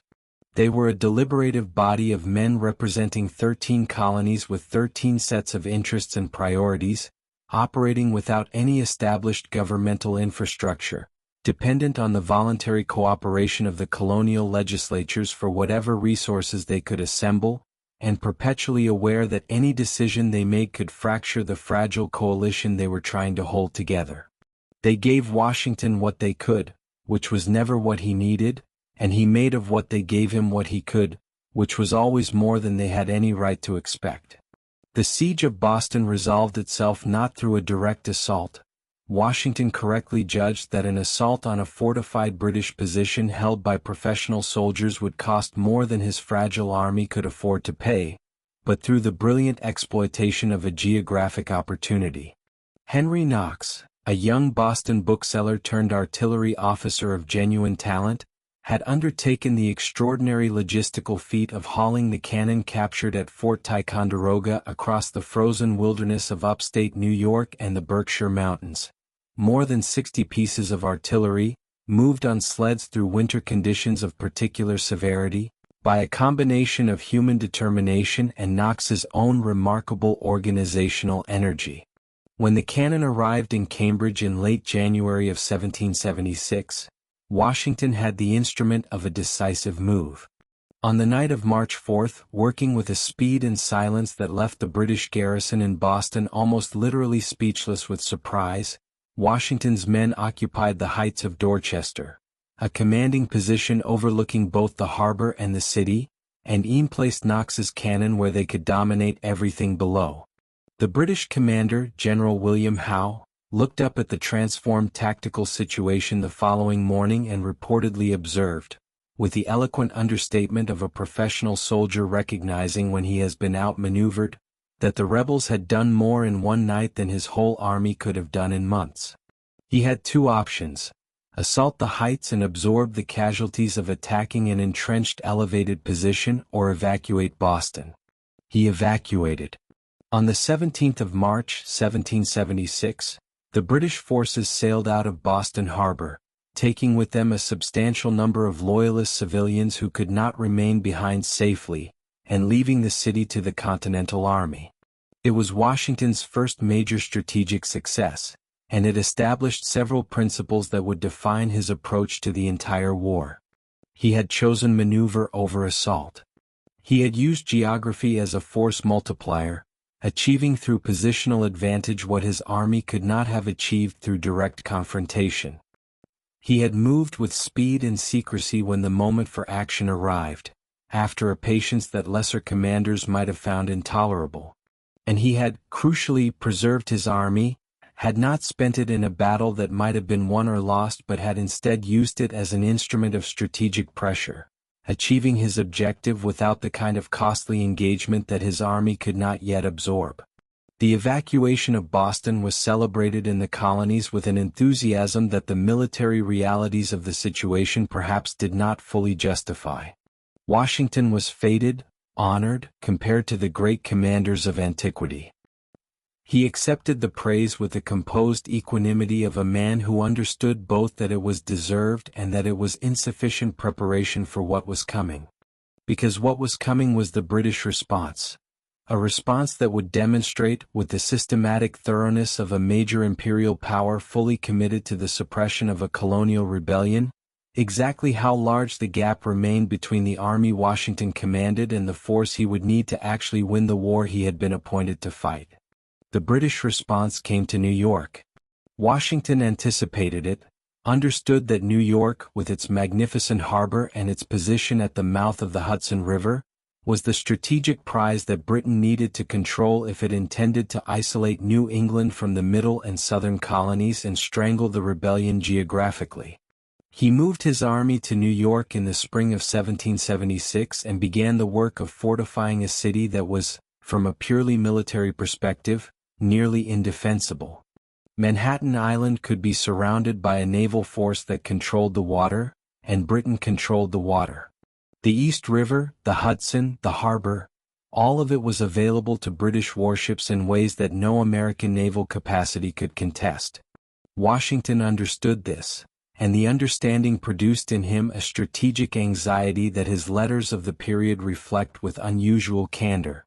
The Declaration of Independence arrived in July of 1776, read to Washington's assembled troops on the 9th, a document of extraordinary political courage and philosophical ambition that committed everyone who endorsed it to a course from which there was no return without consequences that the signatories understood very clearly.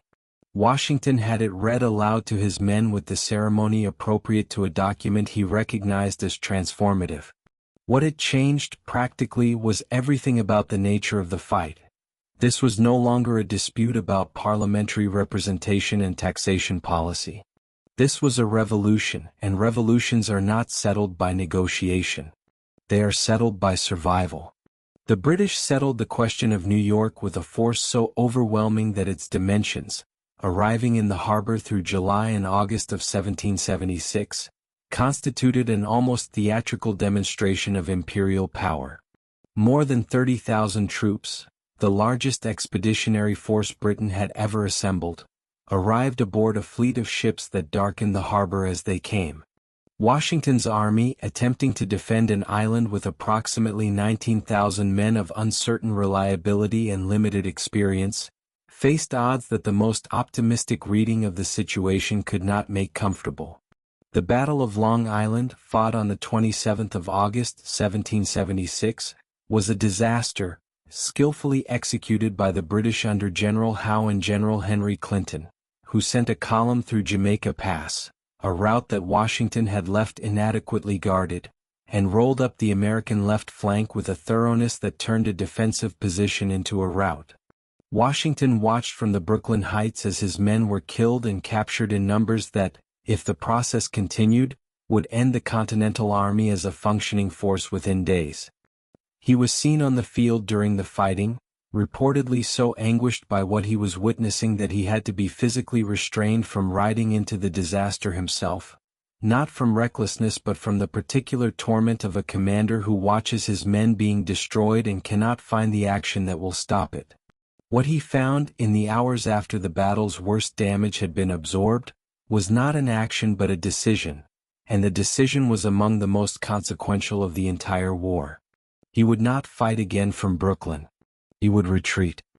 He would take his army across the East River, in the darkness, under the British guns, in conditions that made the operation a gamble of the most extreme kind, and he would save what remained of his force for a war that he understood, with a clarity that the immediate disaster of Long Island had if anything sharpened rather than obscured, could not be won in a single engagement but might be won through endurance.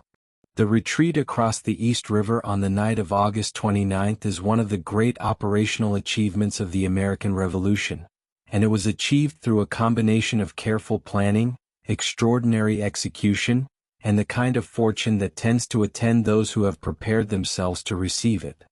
Washington assembled every available boat along the Brooklyn waterfront. He organized the embarkation with a quiet efficiency that kept the operation hidden from the British forces so close that their sentries could nearly be heard.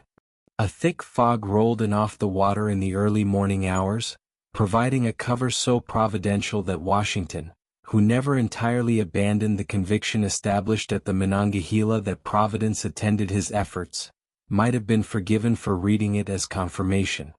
Approximately 9,000 men crossed the East River in the darkness and fog, taking their weapons and their artillery and leaving their campfires burning as decoys. Washington, by multiple accounts, was the last man to leave Brooklyn, standing at the ferry landing until he was certain that every soldier who could be moved had been moved, boarding the final boat as the fog was beginning to lift and the first gray light of dawn was making the operation's continuation impossible. He had saved the army. New York was lost, would remain in British hands for the duration of the war, but the army was alive, and as long as the army was alive the revolution had a future. The months that followed the loss of New York tested that proposition with an unrelenting severity that came very close, on several occasions, to disproving it. The retreat across Manhattan, through White Plains, across the Hudson into New Jersey, a grinding, demoralizing withdrawal through autumn rain and deteriorating roads, with the British and Hessian forces pressing behind and Washington's army bleeding men through desertion, disease, and the simple expiration of short enlistments, was the lowest point of the entire war. The army that Washington was leading south through New Jersey in November of 1776 had shrunk to fewer than 5,000 men, many of them sick, all of them exhausted, most of them wearing out their shoes on roads that had turned to mud. The British were close enough behind that the rear guard and the advance guard were sometimes exchanging fire. Thomas Paine, marching with the retreating army, looked at what surrounded him and began writing by firelight the words that opened with the observation that these were the times that tried men's souls. Washington's soul was being tried along with everyone else's, and the evidence of the trial is visible in the letters he was writing during these weeks, letters of controlled urgency that communicated the desperate reality of the situation without quite tipping into the despair that the situation would have justified. He wrote to his brother that he thought the game was pretty near up. He did not write that in his letters to the Congress.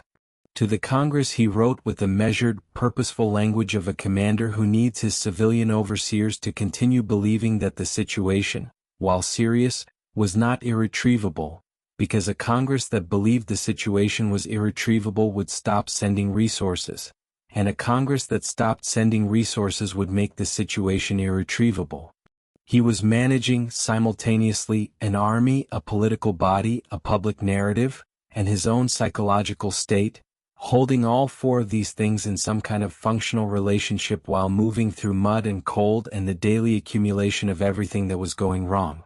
It was a performance of leadership under conditions of extreme stress that had no precedent in his experience and no manual that could have prepared him for it. He was inventing, in the worst possible circumstances, the kind of commander he needed to be.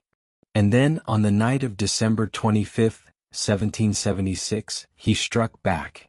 The crossing of the Delaware River, in the darkness and cold of a Christmas night, through ice floes that ground against the Durham boats carrying Washington's men and their artillery across the Black Water, was the act that changed the character of the war.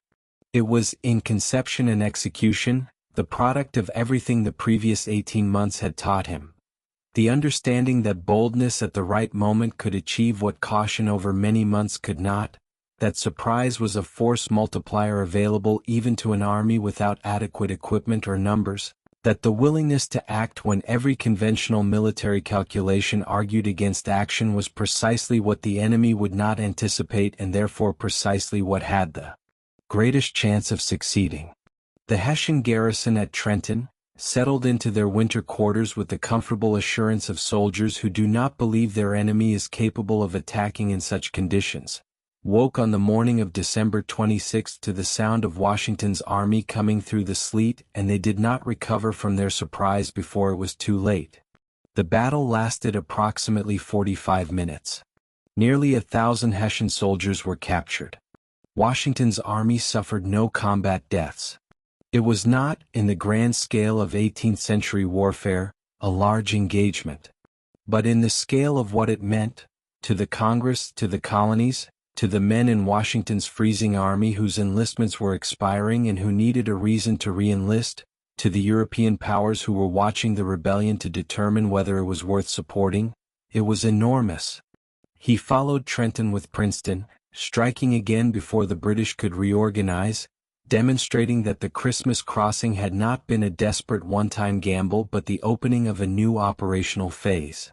The British fell back to their winter quarters, and Washington moved his army to Morristown, New Jersey, where they would spend the winter in relative security, rebuilding and resting and preparing for the campaigns that the spring would bring. The year 1776 had begun with Washington commanding a besieging army outside Boston and ended with him commanding a retreating, rebuilt, and suddenly resurging force in New Jersey.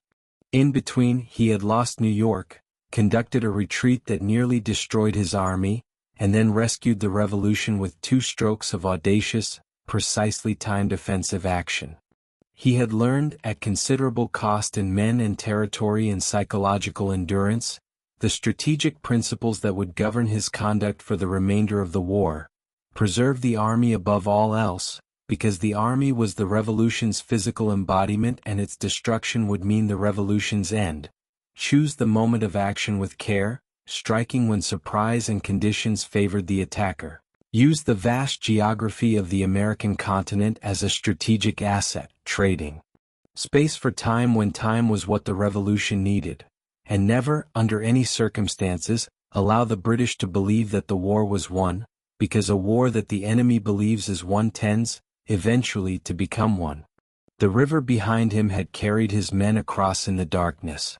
The ice had not stopped them. The cold had not stopped them.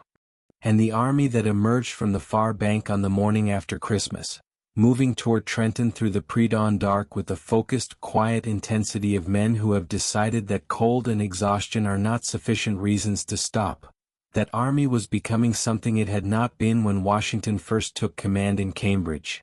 It was becoming his army, shaped by his will and his example, carrying in its endurance the imprint of a commander who had refused, at every moment when refusal was possible, to accept that the thing they were attempting could not be done.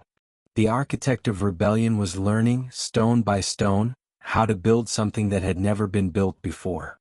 The foundation was not yet complete. The structure above it had not yet taken its final form. But in the frozen mud of New Jersey, in the darkness of a Christmas river crossing, in the careful, costly, magnificent stubbornness of a man who would not quit, the outline of what it would become was visible, for those with eyes to see it, against the pale and frozen sky. Chapter 6. The Forge of Adversity, 1777 to 1780. The transformative suffering of Valley Forge and the professionalization of the Continental Army. There is a kind of suffering that destroys and there is a kind of suffering that builds. The difference between them is not in the severity of the pain, it is in the presence or absence of purpose, in whether the people enduring the hardship can find, within the suffering itself, some organizing principle that transforms raw agony into something that can be used. Valley Forge was the place where the Continental Army discovered which kind of suffering it was capable of bearing. It was the place where George Washington discovered, with a completeness that no previous trial had fully revealed, the ultimate depth of what he was made of. And it was the place where the American Revolution, stripped of every comfort and every illusion and reduced to its absolute irreducible core, decided whether it intended to survive. The road to Valley Forge ran through the failures of 1777, and those failures require honest reckoning before the winter encampment itself can be properly understood. The year had begun with the cautious optimism of an army that had survived 1,770 SAXS disasters and demonstrated, at Trenton and Princeton, that it was capable of offensive action of real strategic effect. Washington moved his forces through the spring and summer of 1777 with the careful, probing energy of a commander who is trying to read a campaign before it declares itself fully, watching for the direction of the British advance, positioning his army to respond, managing the perpetual tensions between the need to act and the equally pressing need to preserve the force that action might consume. The British commander, General William Howe, made a decision in the summer of 1777 that confounded Washington's anticipations and produced a strategic situation of considerable complexity. Instead of advancing up the Hudson to link with General John Burgoyne's army moving south from Canada, a coordinated movement that could have split the colonies geographically and potentially strangled the Revolution, Howe chose to move against Philadelphia, the seat of the Continental Congress, by sea. He loaded his army onto transports, sailed south from New York, around the Delaware Peninsula, and up the Chesapeake Bay, landing in Maryland in late August and marching north toward the colonial capital. Washington moved to block him. At Brandywine Creek on the 11th of September, 1777, he positioned his army across the most direct route to Philadelphia and prepared to defend it. What followed was a battle that revealed both the growth Washington's army had achieved and the limitations that still constrained it. The British executed a flanking movement through an unguarded ford that Washington's intelligence had failed to identify, a maneuver that echoed, with painful familiarity, the Jamaica Pass failure at Long Island the previous year. The American right flank collapsed under the pressure of a force that arrived where it was not expected, and Washington's army was defeated, forced back in a fighting retreat that preserved the army's coherence but could not preserve Philadelphia. The city fell to the British on the 26th of September. The Continental Congress fled to York, Pennsylvania. The practical and symbolic damage of losing the colonial capital was considerable. In Europe, where France was watching the rebellion's prospects with the calculating interest of a power that had its own reasons to see Britain humiliated, the loss of Philadelphia was not the encouragement that Washington needed the French to observe. He attempted to recover the initiative at Germantown in October, launching a complex, multi-column assault on the British position that was, in its conception, among the most ambitious offensive operations he had yet designed. The plan called for 4 columns advancing simultaneously through the pre-dawn darkness, converging on the British encampment with a coordination that would require precise timing and reliable communication under conditions. Night movement through fog and unfamiliar terrain, that made both timing and communication nearly impossible to guarantee. The battle dissolved into the confusion that its inherent complexity made almost inevitable. 2 American columns fired on each other in the fog. A British force barricaded itself in a stone house called Chew House and held up the American advance while Washington's officers debated, at a cost in time they could not afford, whether to bypass the position or reduce it. The attack failed to achieve its objectives and Washington withdrew. He had lost Philadelphia and failed to retake it. Burgoyne's army, however, had surrendered to General Horatio Gates at Saratoga in October, a victory of enormous strategic significance that Washington had contributed to indirectly, by occupying Howe's army in Pennsylvania while the Northern campaign reached its decisive moment. Saratoga brought France into the war formally and openly as an American ally, the diplomatic consequence that transformed the conflict from a colonial rebellion into a global war and changed fundamentally the strategic calculation that Britain faced. Washington understood the magnitude of Saratoga's diplomatic consequences. He also understood, with the unsparing clarity that honest self-assessment required, that the army he commanded was not yet the instrument those consequences demanded. In December of 1777, he led that army into winter quarters at Valley Forge, a plateau of high ground approximately 20 miles northwest of Philadelphia, chosen for its defensible position and its proximity to the British garrison that Washington intended to monitor through the winter months. The choice of Valley Forge was strategically sound. As a place to sustain human life through a Pennsylvania winter, it presented challenges that the strategic calculation had perhaps not fully weighted. What the army found at Valley Forge when it arrived was an open, largely barren plateau swept by winds that came off the Schuylkill River with a penetrating efficiency that no amount of determination could simply ignore. There were no barracks. There were no prepared shelters of any kind.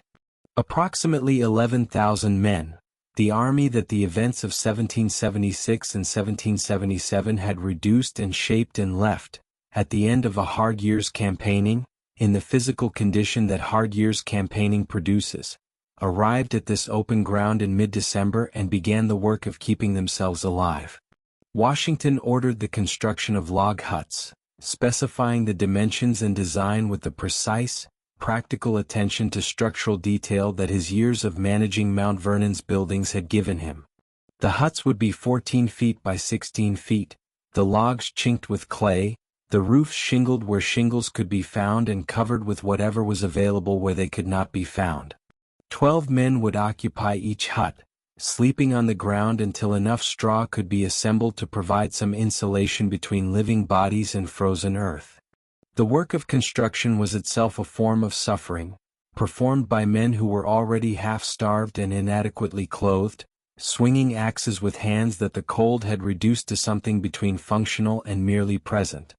The suffering at Valley Forge has been described so many times, in so many accounts of varying quality and sentimentality, that it risks losing the quality of its reality beneath the accumulated weight of its own mythology. So it is worth making the effort to see it plainly, without the soft focus of retrospective heroism. Men died at Valley Forge. Not hundreds, thousands. The estimates vary, but somewhere between 2,000 and 3,000 soldiers died during the encampment, the overwhelming majority of them not from combat wounds but from disease, exposure, and the physiological consequences of malnutrition sustained over months. Typhus, dysentery, pneumonia, the diseases of crowding and cold and insufficient food moved through the huts with the patient efficiency of processes that do not distinguish between the brave and the fearful, the essential and the expendable. The food situation was catastrophic in ways that the word catastrophic does not quite capture. There were days, many of them scattered through December and January and into February, when the army had no food at all. Not insufficient food. No food. Washington, in a letter to the Congress that combined the precise reporting of a professional officer with the barely contained anguish of a man watching his army die of starvation within 20 miles of a city that the British garrison was feeding itself from quite comfortably, described men consuming their shoes for want of anything else. He described soldiers without blankets sleeping in the snow. He described the sound of the camp. A sound that anyone who had not heard it could not imagine and anyone who had heard it could not forget, as a continuous low chorus of the phrase, "No meat," rising from hut to hut through the frozen darkness. He was not exaggerating for rhetorical effect. Washington was not a man who exaggerated for effect in his military correspondence. He was, if anything, constitutionally inclined toward understatement, toward the measured language of a man who distrusts the manipulation of emotion as a substitute for honest reporting. When he described what he saw at Valley Forge, he was describing what he saw. And what he saw was an army at the edge of dissolution, not from enemy action, not from defeat in battle, but from the failure of the civilian and governmental infrastructure that was supposed to sustain it. He remained. This is the fact about Valley Forge that requires the most emphasis, because it was the least inevitable. Washington could have found reasons, militarily and personally defensible ones, to establish his headquarters at a distance from the encampment, in a comfortable house in a nearby town, at a remove from the immediate physical reality of the suffering he could not fully alleviate. Other generals of his era and his standing would not have considered it remarkable to do so. Washington did not. He established his headquarters in a modest stone farmhouse at the edge of the encampment, the house that belonged to Isaac Potts, and that history has preserved, and he remained physically present among his men through the worst of what Valley Forge produced. His physical presence was itself a form of leadership, perhaps the most essential form available to him in conditions where the other instruments of command had been largely stripped away. He could not feed his men. The supply system had failed in ways that his letters and orders could influence but not immediately correct. He could not clothe them adequately. The quartermaster system was a bureaucratic ruin whose reform was urgently necessary but would take months to accomplish. He could not house them in conditions that modern or even contemporary standards of military welfare would have considered acceptable. What he could do was be seen, walking the encampment, visiting the huts, speaking with the men, demonstrating through the simple, irreplaceable fact of his continued presence that he had not abandoned them to their suffering and had no intention of doing so. Martha Washington arrived at Valley Forge in February, as she would arrive at nearly every winter encampment of the war, making the journey from Mount Vernon with the calm purposefulness of a woman who had decided, without drama or announcement, that her place during the war was beside her husband and that the hardships of the encampment were conditions to be managed rather than reasons to remain at home. She organized the women of the camp, the wives and companions who followed armies in that era as a matter of practical and social necessity, into sewing circles that produced shirts and stockings and bandages with a productive efficiency that supplemented, in some small but meaningful measure, the catastrophically inadequate supply of finished clothing. She visited the sick in the hospital huts. She maintained, in the farmhouse headquarters and in the social life of the officer corps, a quality of domestic warmth and normality that was, in the specific psychological conditions of Valley Forge, not a luxury but a form of medicine. And into this landscape of suffering and institutional failure and heroic endurance, in the early days of February 1778, there arrived a Prussian military officer of considerable flamboyance and even more considerable competence, carrying a letter of introduction from Benjamin Franklin in Paris and a set of qualifications that were, in certain of their details, somewhat more generous than strict accuracy would have required. Friedrich Wilhelm August Heinrich Ferdinand von Steuben, Baron von Steuben, as he introduced himself, the baronial status being among the elements of his biography that benefited from creative enhancement, had served on the staff of Frederick the Great during the 7 Years' War, had absorbed the Prussian system of military training and drill with the thoroughness of a highly intelligent man given access to the best military education in Europe, and had arrived in America with the genuine intention of putting that knowledge at the service of the Continental Army. Washington recognized, within a very short time of von Steuben's arrival, that he had been given something of extraordinary value. The Prussian set to work immediately, and what he did at Valley Forge was nothing less than the professional transformation of the Continental Army, the conversion of a force that fought from instinct and passion and occasional brilliance into one that also fought from training, from the internalized discipline of repeated drill, from the muscle memory that only systematic practice can produce. The challenge von Steuben faced was immediate and practical. How do you train an army that has no common language of military procedure, that has been organized along 13 different sets of colonial military traditions, that has officers of wildly varying competence and men of wildly varying experience, using a system designed for the Prussian army and communicated through a French interpreter who then translated into English the instructions that von Steuben himself was delivering in a mixture of German, French, and increasingly creative profanity? The answer, it turned out, was by starting with a model company of 100 men and drilling them personally, getting down onto the parade ground himself, demonstrating the movements with his own body, sweating through the February cold alongside the soldiers rather than observing from a dignified distance, and using his physical presence and his evident passion for the work to communicate what the language barrier sometimes obscured. The model company became the instructional nucleus. As von Steuben trained the first group to his standards, those men became trainers of the next group, and the system propagated through the army with the elegant efficiency of a process that has found the right mechanism for its purpose. He wrote a drill manual, the regulations for the order and discipline of the troops of the United States, composing it in French, having it translated, and eventually seeing it published as the standard reference for Continental Army training. It was a practical document, stripped of theoretical abstraction, focused entirely on the specific movements and procedures that soldiers needed to execute reliably under the conditions of 18th-century battle. What von Steuben was teaching was not merely how to march in formation or fix a bayonet with the proper technique, though both of these things mattered enormously in a war fought at the ranges and with the weapons of that era. He was teaching something more fundamental: the habit of coherent, coordinated action under pressure. An army that can maneuver, that can change formation, advance, retreat, wheel, and redeploy in response to the tactical situation without dissolving into confusion, is a qualitatively different instrument from one that can only stand and fire. Von Steuben was giving the Continental Army the capacity to maneuver, and in doing so, he was giving Washington a tool of a kind he had not previously possessed. Washington watched the transformation with the attentiveness of a commanding officer who understands that the work happening on the parade ground at Valley Forge is the most important work being done in his army, regardless of how unglamorous it appears from a distance.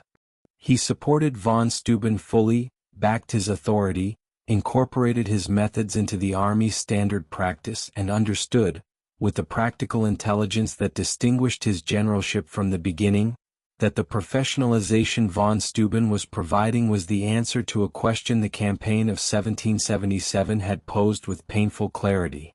How do you fight a professional army when your own force lacks the training that professionalism requires? The answer was, you acquire it. You acquire it in February and March, in the cold and mud of a Pennsylvania plateau, drilling until the movements become reflexive and the discipline becomes habitual and the army begins to feel, in the way that armies feel things collectively before any individual soldier can articulate what has changed, that it is different from what it was, more capable, more coherent, more genuinely dangerous to the enemy it will face when the spring comes and the campaigning season opens. The spring did come. The army that marched out of Valley Forge in June of 1778 was not the army that had marched in. The suffering had not been wasted. It had been the specific, terrible, necessary price of a transformation that easier circumstances could not have produced, because transformations of this kind are not purchased with comfort. They are purchased with exactly the currency that Valley Forge had demanded: endurance past the point where endurance seems possible, commitment past the point where commitment seems rational, the stubborn, unreasonable, ultimately vindicated refusal to accept that the thing being attempted is impossible. The Battle of Monmouth, fought in New Jersey on the 28th of June, 1778, a sweltering, brutal engagement in heat that killed men as efficiently as musket fire, provided the first public demonstration of what Valley Forge had made of the Continental Army. When General Charles Lee, commanding the American advance, ordered a retreat in the face of British pressure and the retreat began to dissolve into something approaching rout, Washington arrived on the field in one of the moments that his contemporaries recorded with a vividness suggesting they understood they were witnessing something worth preserving. He was furious, not with the theatrical, performative fury of a man whose vanity has been offended, but with the cold, controlled anger of a commander who sees what is happening and knows what must be done to stop it. He stopped it. He rode into the retreating mass of men and turned them. He placed them in defensive positions. He organized a line. He stood in the road, on horseback, in full view of the advancing British force, and by the force of his presence and his authority, the authority that Valley Forge had helped to forge into something harder and more reliable than it had been before, he transformed a retreat into a defense and eventually into a battle that the British chose to disengage from after dark, slipping away in the night toward New York. Monmouth was not a decisive American victory. But it was something perhaps more important at that stage of the war. It was proof. Proof that the Continental Army could stand against British regulars in open field combat, could absorb a British assault, could maneuver and respond and hold, could do, in short, what the Valley Forge winter had prepared it to do. The men who had lived in the huts, who had shivered through the nights without adequate blankets, who had drilled through the February cold under von Steuben's demanding eye and increasingly imaginative profanity, those men had become, in the crucible of that winter, the soldiers that Washington had been trying to create since the first desperate days in Cambridge. The years that followed Valley Forge, 1779 and 1780, brought their own forms of trial. The war settled into a pattern of strategic stalemate in the Northern Theater, with Washington watching the British Army in New York and the British Army watching Washington, neither side possessing the clear superiority needed to deliver a decisive blow. The French alliance brought naval support and eventual reinforcement, but the coordination of Allied operations proved as diplomatically and logistically complex as the promise of the alliance had been straightforward. Washington maintained his army's coherence and combat readiness through winters at Middlebrook and Morristown, the latter being, in terms of the severity of its conditions, arguably worse than Valley Forge itself, the winter of 1779 to 1780 being among the coldest in the recorded history of the region. He dealt, during these years, with the challenge that no military commander can prepare for through training or experience: the betrayal of a trusted subordinate. Benedict Arnold, one of the most genuinely talented combat officers in the Continental Army, a man whose battlefield courage was of the highest order and whose contributions to the American cause had been real and substantial, was revealed in September of 1780 to have been in communication with the British, offering to deliver the strategic fortress at West Point in exchange for money and a commission in the British Army. Washington received the news of Arnold's treason with the controlled shock of a man who has just discovered that something he considered solid was hollow, and who must not allow the discovery to show on his face until he has had time to assess its consequences and determine the appropriate response. Arnold escaped. His British contact, Major John Andre, was captured and hanged as a spy. Washington ordered the execution with a precise, pained acknowledgement of a commander who liked Andre personally, who had met the young British officer and found him charming and admirable in ways that made the necessary order no easier to give, and who understood that the laws of war, applied with consistency regardless of personal feeling, were among the foundational requirements of an army that claimed to represent a principled cause. He gave the order. He did not attend the hanging. The treason of Arnold shook the officer corps and the army in ways that Washington managed with careful, quiet steadiness, neither minimizing the damage nor allowing it to produce the demoralization that Arnold, in choosing his course, had presumably hoped it would produce. He reinforced the security at West Point. He reviewed his intelligence arrangements. He continued, "The river does not stop moving because a stone has been thrown into it." By the end of 1780, Washington commanded an army that bore only a surface resemblance to the force he had inherited in Cambridge 5 years earlier. It was smaller than he needed and more poorly supplied than it deserved, as it had always been. But within those constraints, it was something that the Cambridge army had not been.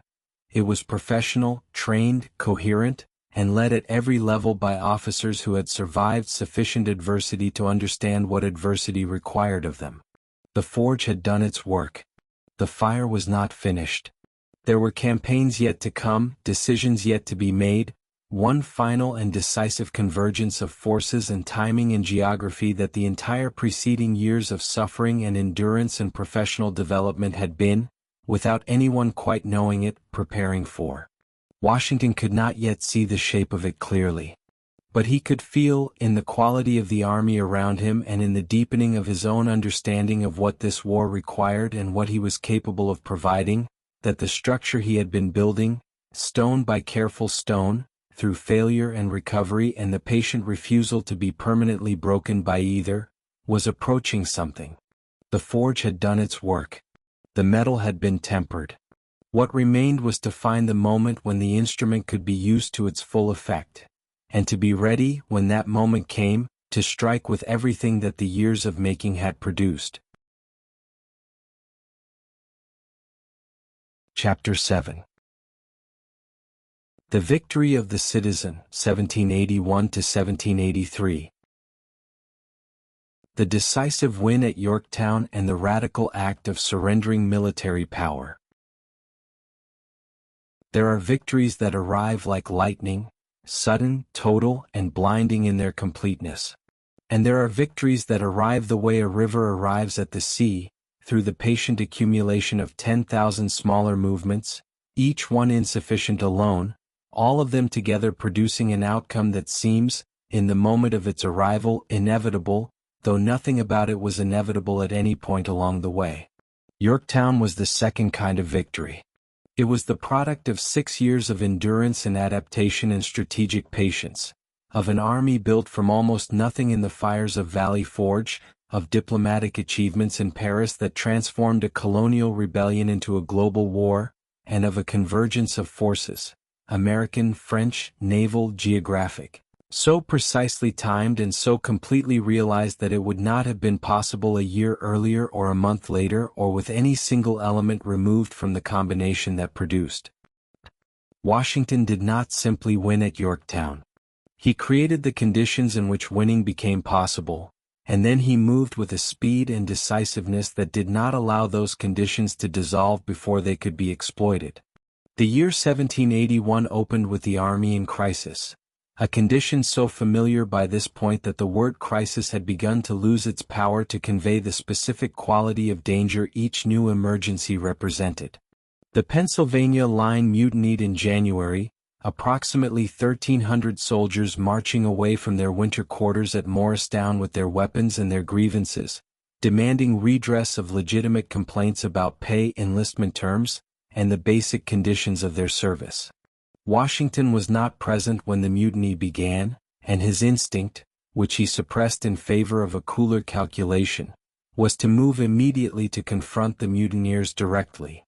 Instead he waited, assessing the situation with the strategic patience that 6 years of command had deepened into genuine wisdom, understanding that a commander who arrives at a mutiny before he knows its full character is as likely to inflame it as to resolve it. The Pennsylvania Mutiny was settled through negotiation, Congress and the state of Pennsylvania together meeting enough of the soldiers' grievances to bring most of them back into the ranks. The New Jersey line mutinied shortly afterward, and Washington handled this second instance with the harder response that the difference in circumstances required, sending loyal troops to surround the mutineers, demanding unconditional submission, and executing 2 of the ringleaders as a demonstration that the patience he had shown in Pennsylvania was not an unlimited resource. It was the act of a commander who understood that discipline, like mercy, derives its power from the consistency with which it is applied, and that mercy without the capacity for firmness is not a policy but a vulnerability. These were the conditions: mutinies suppressed, an army held together by will and reputation and the exhausted loyalty of men who had no better option than to continue, in which Washington began to see, in the spring of 1781, the outlines of something he had been waiting for since the war began. The French alliance, formalized in 1778, had been producing its strategic consequences with the gradual, complicated rhythm of great power cooperation, promising, occasionally delivering, and always requiring more patience and more diplomatic management than Washington's urgency would ideally have allowed. The French army under the Comte de Rochambeau had been in Newport, Rhode Island, since the summer of 1780, a force of approximately 5,000 professional soldiers that represented exactly the kind of trained, equipped, reliably supplied military complement that the Continental Army had been lacking since its creation, and that Washington had been trying to coordinate into effective joint operation with a persistence that Rochambeau's own caution and the constraints of French strategic priorities had repeatedly frustrated. But now the strategic situation in the South was producing a development that neither Washington nor Rochambeau had fully anticipated when they began their campaign planning in the spring of 1781.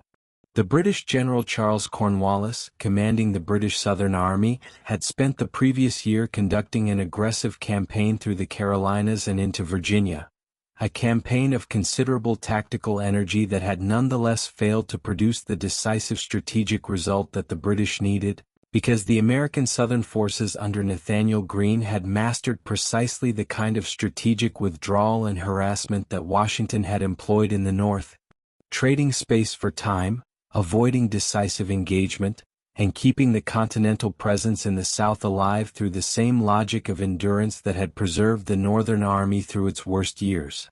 Cornwallis moved his army to Virginia in the spring of 1781, ultimately establishing himself on the Yorktown Peninsula, a narrow finger of land between the York River and the James River, chosen for its access to the British naval supply line that connected his army to New York and through New York to Britain.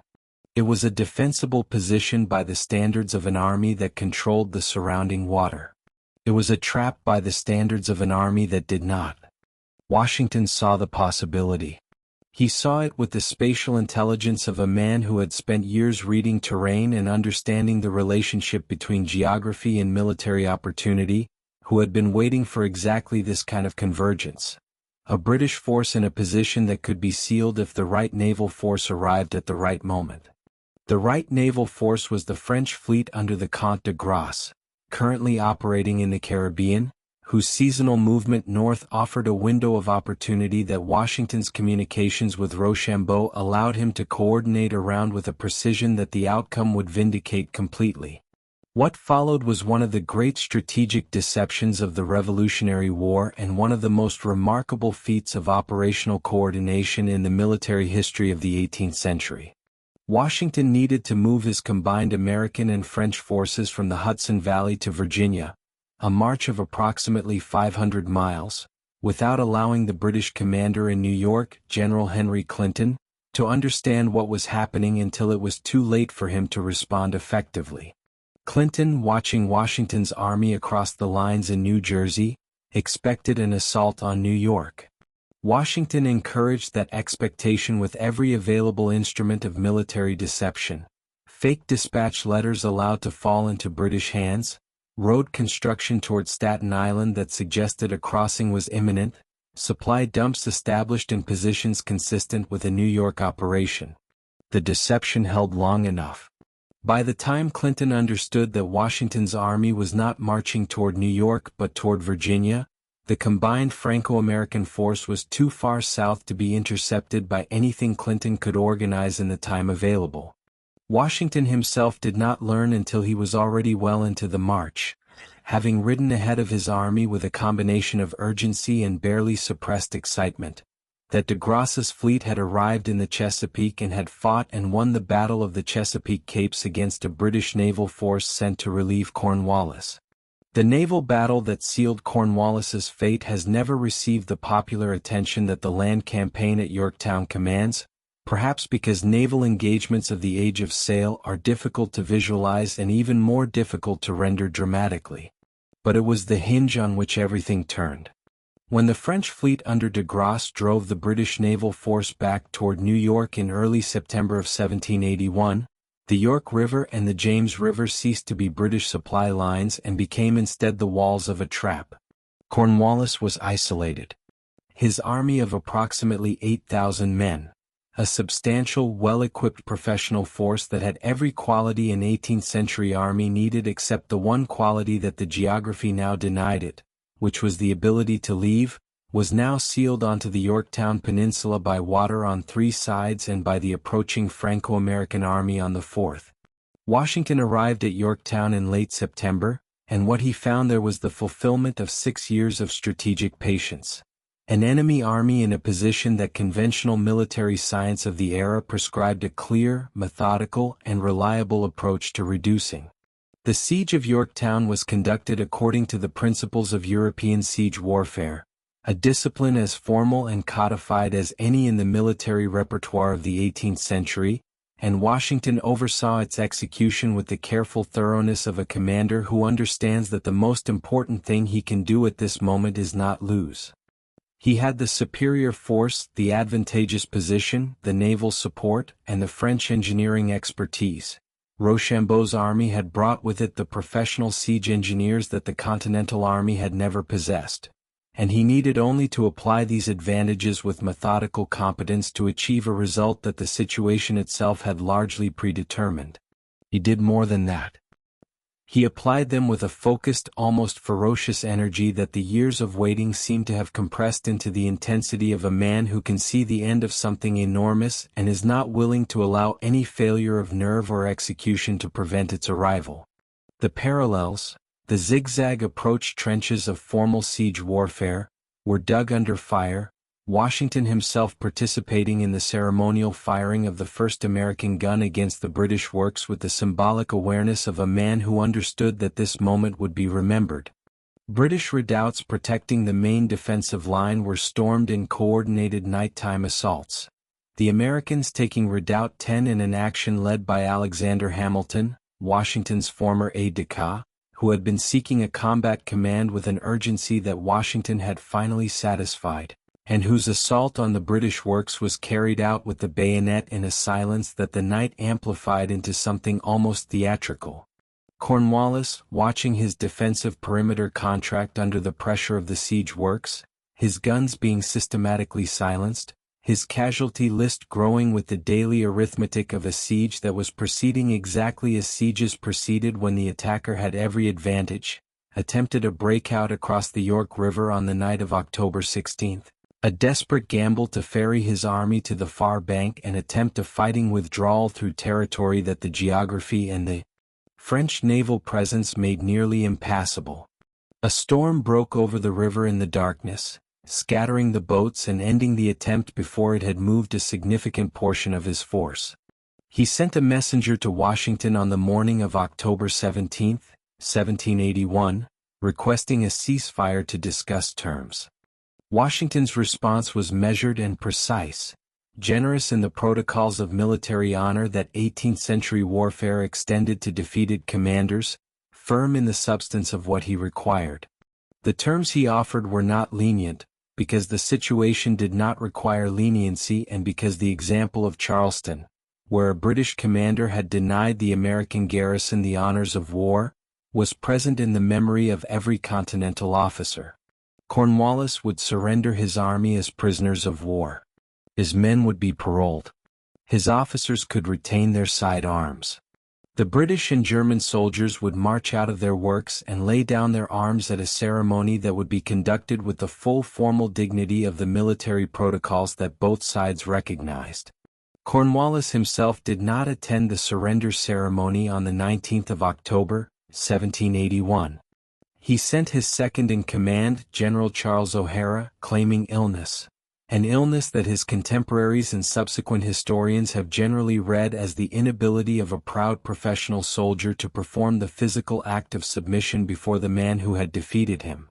O'Hara attempted, in a gesture of almost comic diplomatic maneuvering, to surrender his sword to Rochambeau rather than to Washington, an attempt to surrender to the senior French officer rather than to the American commander-in-chief, thereby minimizing the symbolic humiliation of yielding to a colonial rebel. Rochambeau deflected him toward Washington with the elegant courtesy of a man who understands exactly what is happening and has no intention of allowing it to succeed. Washington declined to receive the sword himself. If Cornwallis would not come, Washington would not receive the submission personally either, and directed O'Hara to surrender to his own deputy, Benjamin Lincoln. The British Army marched out between lines of French soldiers on one side and American soldiers on the other, their band playing a tune called The World Turned Upside Down, a piece of musical commentary that was either a statement of genuine disbelief or an acknowledgement of the specific irony of the moment, and perhaps was both. The British soldiers, by multiple accounts, kept their eyes directed toward the French lines rather than toward the Americans, a final, futile gesture of refusing to grant the colonials the acknowledgement that the moment required. Washington's soldiers, who had endured everything that the previous 6 years had produced in the way of suffering and deprivation and near dissolution, watched with an emotion that the historical record cannot fully capture but that the imagination can approach. The particular, almost physical relief of people who have been carrying something heavy for a very long time and have now, for the first time, been allowed to set it down. The war was not technically over. British garrisons remained in New York and Charleston and Savannah. Military operations continued in other theaters. The peace negotiations that would eventually produce the Treaty of Paris were not concluded until 1783. But Yorktown had decided the essential question. Britain was not going to reconquer America.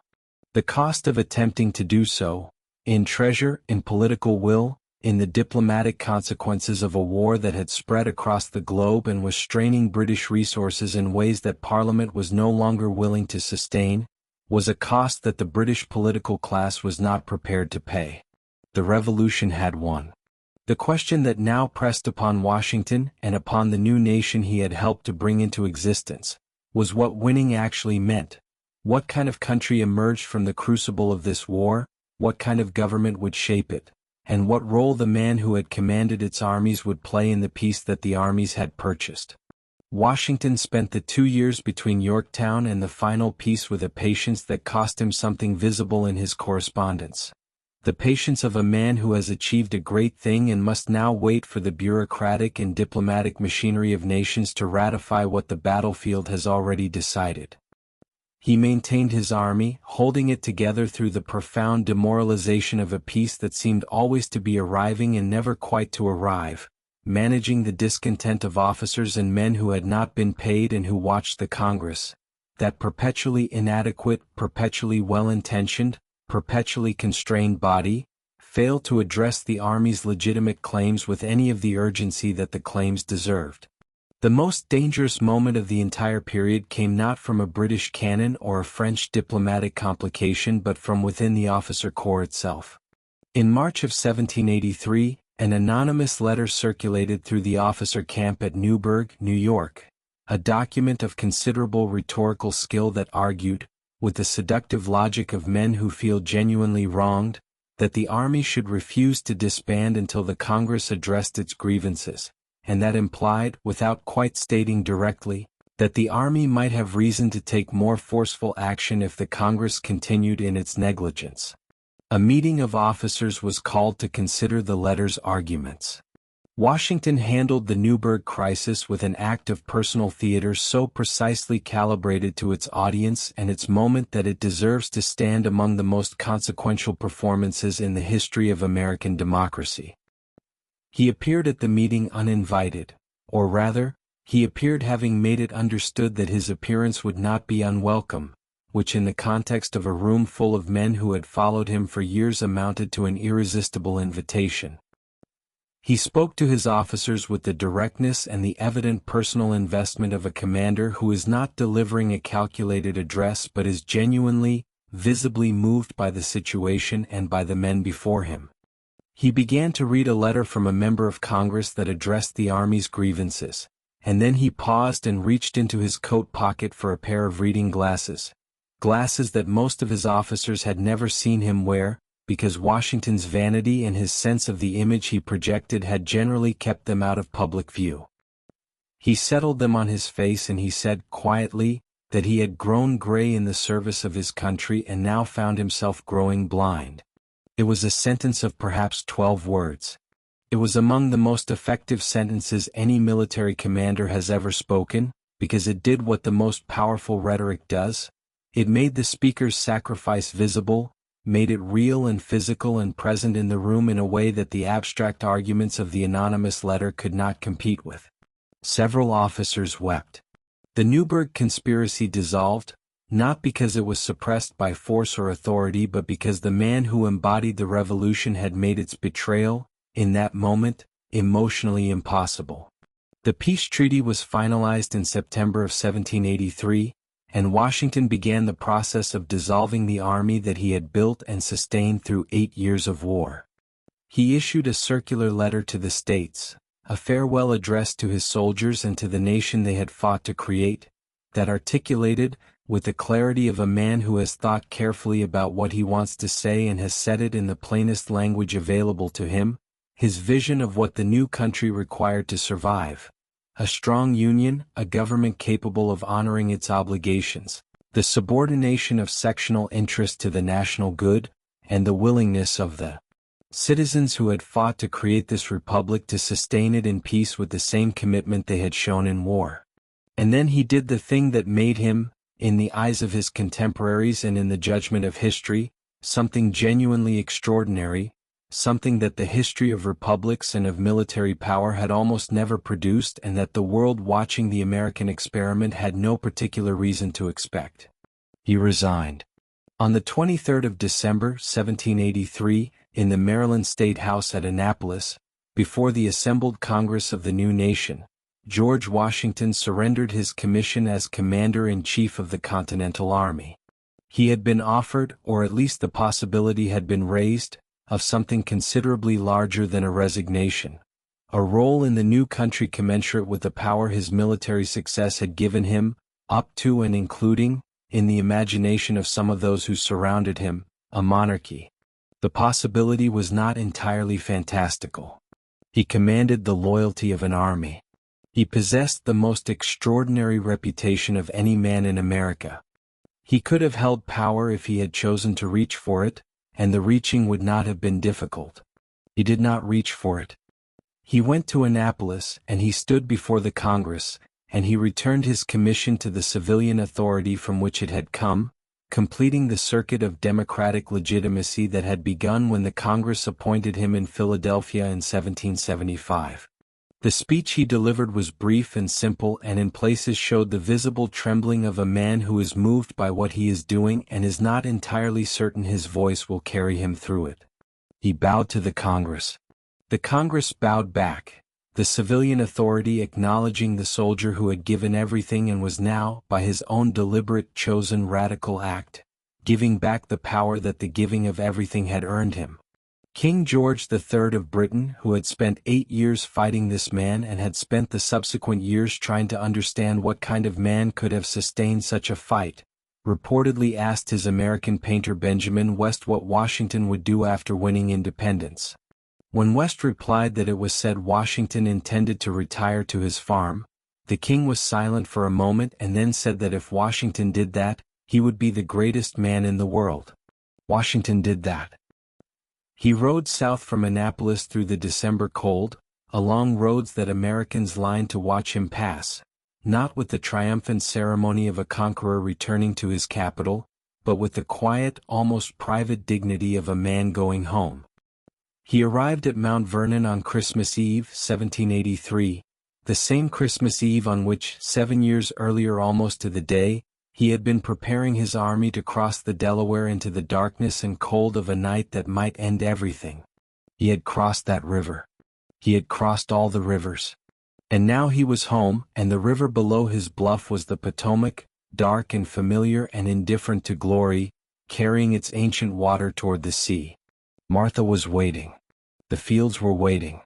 The house that he had been expanding and refining through the years before the war stood above the river in the winter light, solid and quiet and full of everything that the years of absence had preserved unchanged. He walked in through the door. He was 51 years old. He had spent 8 years in the field without a single night at Mount Vernon. He had not, in those 8 years, lost a war that every rational calculation of military and economic resources suggested he should have lost. He had held together an army and a revolution and a political coalition of men with competing interests and fragile commitments through conditions that would have dissolved any of them individually without the specific gravity of his presence and his reputation at the center. He had done all of this. And he had then done the thing that no one who had done all of this was required to do, the thing that made every preceding achievement more rather than less remarkable. He had given it back. The Stoic architecture of power does not culminate in the seizure of authority. It culminates in its surrender, in the demonstration that the power was always held in trust, always belonged to something larger than the man who wielded it, and could be returned, when the purpose for which it was held had been fulfilled, with the same clear-eyed purposefulness with which it had been accepted. Washington understood this. He had understood it at Newburgh when a sentence about growing blind had dissolved a conspiracy. He understood it at Annapolis, when a bow to the Congress had completed the most important constitutional act of the founding era. He understood it in the silence of Mount Vernon on Christmas Eve, 1783, when the greatest general in American history went to bed in his own house, on his own land as a private citizen. The river moved in the darkness below the bluff. The Potomac carried its cold water toward the Chesapeake and the Atlantic and the vast, complicated world that the Revolution had changed more than any of its participants could yet fully comprehend. And in the house above the river, in the quiet that follows the completion of an enormous thing, George Washington slept. Chapter 8. The Federal Visionary, 1784 to 1788. A brief retirement interrupted by national anarchy and the framing of the Constitution. There is a particular quality of silence that descends upon a man who has been at the center of enormous events and has then, by deliberate choice, removed himself from their immediate orbit. It is not the silence of emptiness. It is the silence of a life that has been stripped of its emergency, that has returned to the ordinary rhythms of weather and seasons and the patient, unheroic work of maintaining a piece of land and a household and a set of human relationships that do not require the daily management of catastrophe.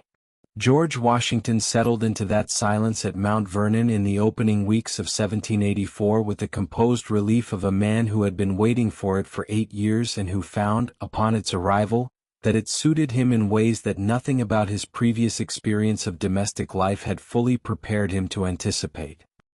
He rose early as he had always risen early, the habit of military command having pressed the pre-dawn waking hours so deeply into his constitution that it had long since ceased to feel like discipline and had become simply the natural shape of his day.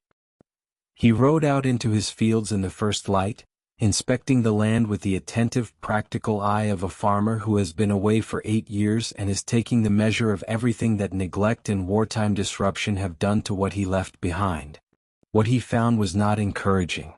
Mount Vernon had been managed in his absence by his cousin Lund Washington, a capable and conscientious man who had done what could be done under circumstances that included wartime inflation, labor disruptions, the interruption of normal commercial relationships, and the general deterioration that descends upon any complex enterprise that must operate without the full attention of the person who built it. The fields were in poor condition.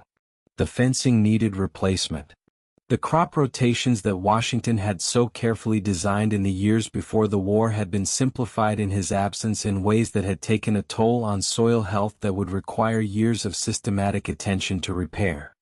He threw himself into the work with the same focused, methodical energy he had brought to every previous challenge of his life, and the work, in its specific texture and its immediate demands, gave him something that the war years had rarely provided: the satisfaction of problems that could actually be solved. A field that needed drainage could be drained.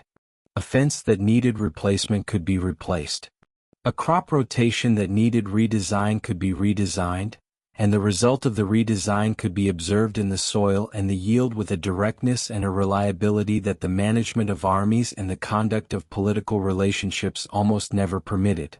Washington had always been a man who found deep satisfaction in the tangible, in the physical reality of land and buildings and the measurable consequences of careful management, and the return to that tangible world after 8 years of the intangible was not merely pleasant but, in some way that he recognized without quite naming, necessary. The correspondence that flooded into Mount Vernon in the weeks and months after his return revealed the magnitude of the reputation he carried into private life. Letters came from across America and from across Europe, from politicians and philosophers, from military men and merchants, from ordinary citizens who had heard the name Washington for 8 years as a synonym for the revolutionary cause and who wished, in the specific way that people wish to touch the sources of their own defining experiences, to make some connection with the man behind the name. He answered them with the conscientious thoroughness of a man who understood that correspondence was not merely social obligation but a form of governance, that the opinions expressed in his letters, the positions he took on the questions of the day, the character he displayed in the quality of his engagement with his correspondents, were all part of the continuous act of public self-presentation that his position in American life required. He received visitors at Mount Vernon with a hospitality that was genuine and also, by the rhythms of the plantation economy and the social demands of Virginia gentry life, essentially unavoidable. People came from everywhere, and they came in numbers that Martha Washington managed with the patient domestic mastery that the situation required and that Washington himself appreciated with the sincere gratitude of a man who knows exactly how much invisible labor maintains the conditions in which visible hospitality becomes possible. Some days the dining table at Mount Vernon seated a dozen strangers. There were periods when the house functioned less like a private residence than like a small hotel operated on the principles of republican virtue, where the currency of admission was the name of a mutual acquaintance or a letter of introduction from someone whose judgment Washington trusted. He did not find it entirely unwelcome. Washington was not a man who genuinely preferred solitude. He was a man who had been denied adequate privacy for so long that the concept had acquired, in his imagination, an idealized quality that the reality, when it arrived, slightly undercut. He needed the company of people he respected and the engagement with ideas and affairs that such company produced. What he had not needed, and what retirement from public life genuinely provided, was the specific kind of company and engagement that had consumed the war years. The company of crisis, the engagement with catastrophe, the daily management of situations in which failure meant not the loss of a harvest but the loss of a revolution. He turned his attention to the development of the western lands that his surveying years and his military service had placed in his portfolio, vast tracts beyond the Blue Ridge and the Appalachians that represented, in his thinking, the future direction of the American Republic. The West was not merely an economic investment for Washington, though it was certainly that. It was a vision of a nation that would expand into the interior of the continent, that would develop its resources and populate its fertile valleys and knit itself together, through the movement of people and goods, into the coherent national entity that the political architecture of the Confederation was proving, with increasing and alarming clarity, entirely unable to produce. Because the silence of Mount Vernon, however genuine and however welcome, was not occurring in isolation from the world. The world was not cooperating with Washington's retirement. The world was, in fact, producing a series of developments that pressed with increasing urgency against the boundaries of his chosen withdrawal and demanded of him a quality of attention that private life in principle did not require but that his position in American public life made practically unavoidable. The Articles of Confederation, under which the new nation was attempting to govern itself, were revealing their inadequacies with the systematic thoroughness of a structure built on insufficient foundations. The Confederation Congress had no power to tax. It could only request funds from the individual states, and the states, pursuing their own interests with the sovereign independence that the Articles effectively enshrined, provided those funds with a reluctance that made the national government perpetually, structurally insolvent. It had no power to regulate commerce between the states, a gap that had produced a situation of commercial warfare among the former colonies, each state erecting tariff barriers against the other's goods in ways that simultaneously impoverished everyone and generated the kind of interstate resentment that was precisely the opposite of the national unity that the Revolution had been fought to create. The Confederation could not compel compliance with the peace treaty that Washington's victories had purchased. The treaty required the states to honor pre-war debts to British creditors and to restore confiscated Loyalist property, obligations that the states were ignoring with a casual contempt that was giving Britain justification, which Britain was enthusiastically exploiting, for maintaining its military presence in the northwestern forts it was supposed to have vacated. The national government was a government in name only, a deliberative body without the capacity to govern, a legislature without the capacity to legislate anything that its constituent members were not already inclined to do voluntarily. Washington watched all of this from Mount Vernon with the focused, increasingly alarmed attention of a man who has paid an extraordinary price for something and is watching it being squandered by people who do not fully understand what the price was. He had held the army together through Valley Forge and Morristown and the long attritional years between Saratoga and Yorktown.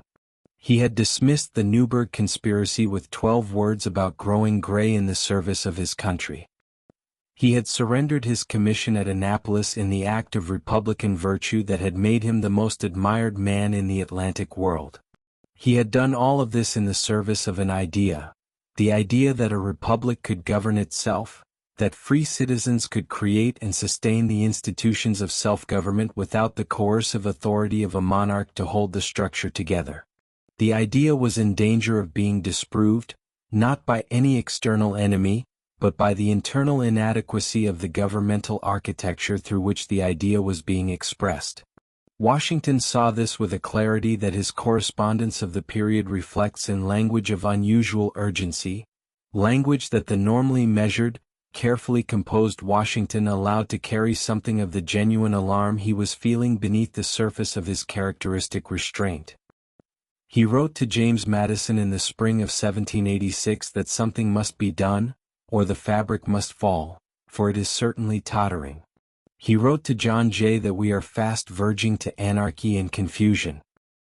He wrote to Henry Knox with the bluntness of a man writing to a trusted friend who can be trusted to receive the truth without diplomatic cushioning, that the consequences of the existing state of affairs were too obvious and too serious to be ignored by any man who had the well-being of the country at heart. He was not yet ready to act publicly on these convictions. He held to his retirement with the determination of a man who understood that his re-entry into public life, when it came, would need to be for a purpose commensurate with what he was giving up, and that the purpose would need to be clear and the call genuine rather than manufactured. He was also navigating the specific tension that his reputation created, the awareness that his mere association with any political movement or position would change its character, lending it a legitimacy and a popular authority that it might not independently possess, and that this power needed to be deployed with care rather than spent promiscuously on every crisis that presented itself. And then Shays' rebellion happened, and the crisis acquired a concreteness and a visceral urgency that abstracted warnings about the inadequacy of the Confederation had not produced. Daniel Shays was a Massachusetts farmer and veteran of the Continental Army who led, in the late summer of 1786 and into the following winter, an armed uprising of western Massachusetts farmers, men crushed under the weight of debt, unable to pay the taxes that Massachusetts was levying in hard currency at a time when hard currency was almost entirely absent from the rural economy, watching their farms and their property being seized by courts that the farmers felt represented the interests of Eastern merchants rather than the interests of the people who had fought the revolution and now found themselves its economic victims.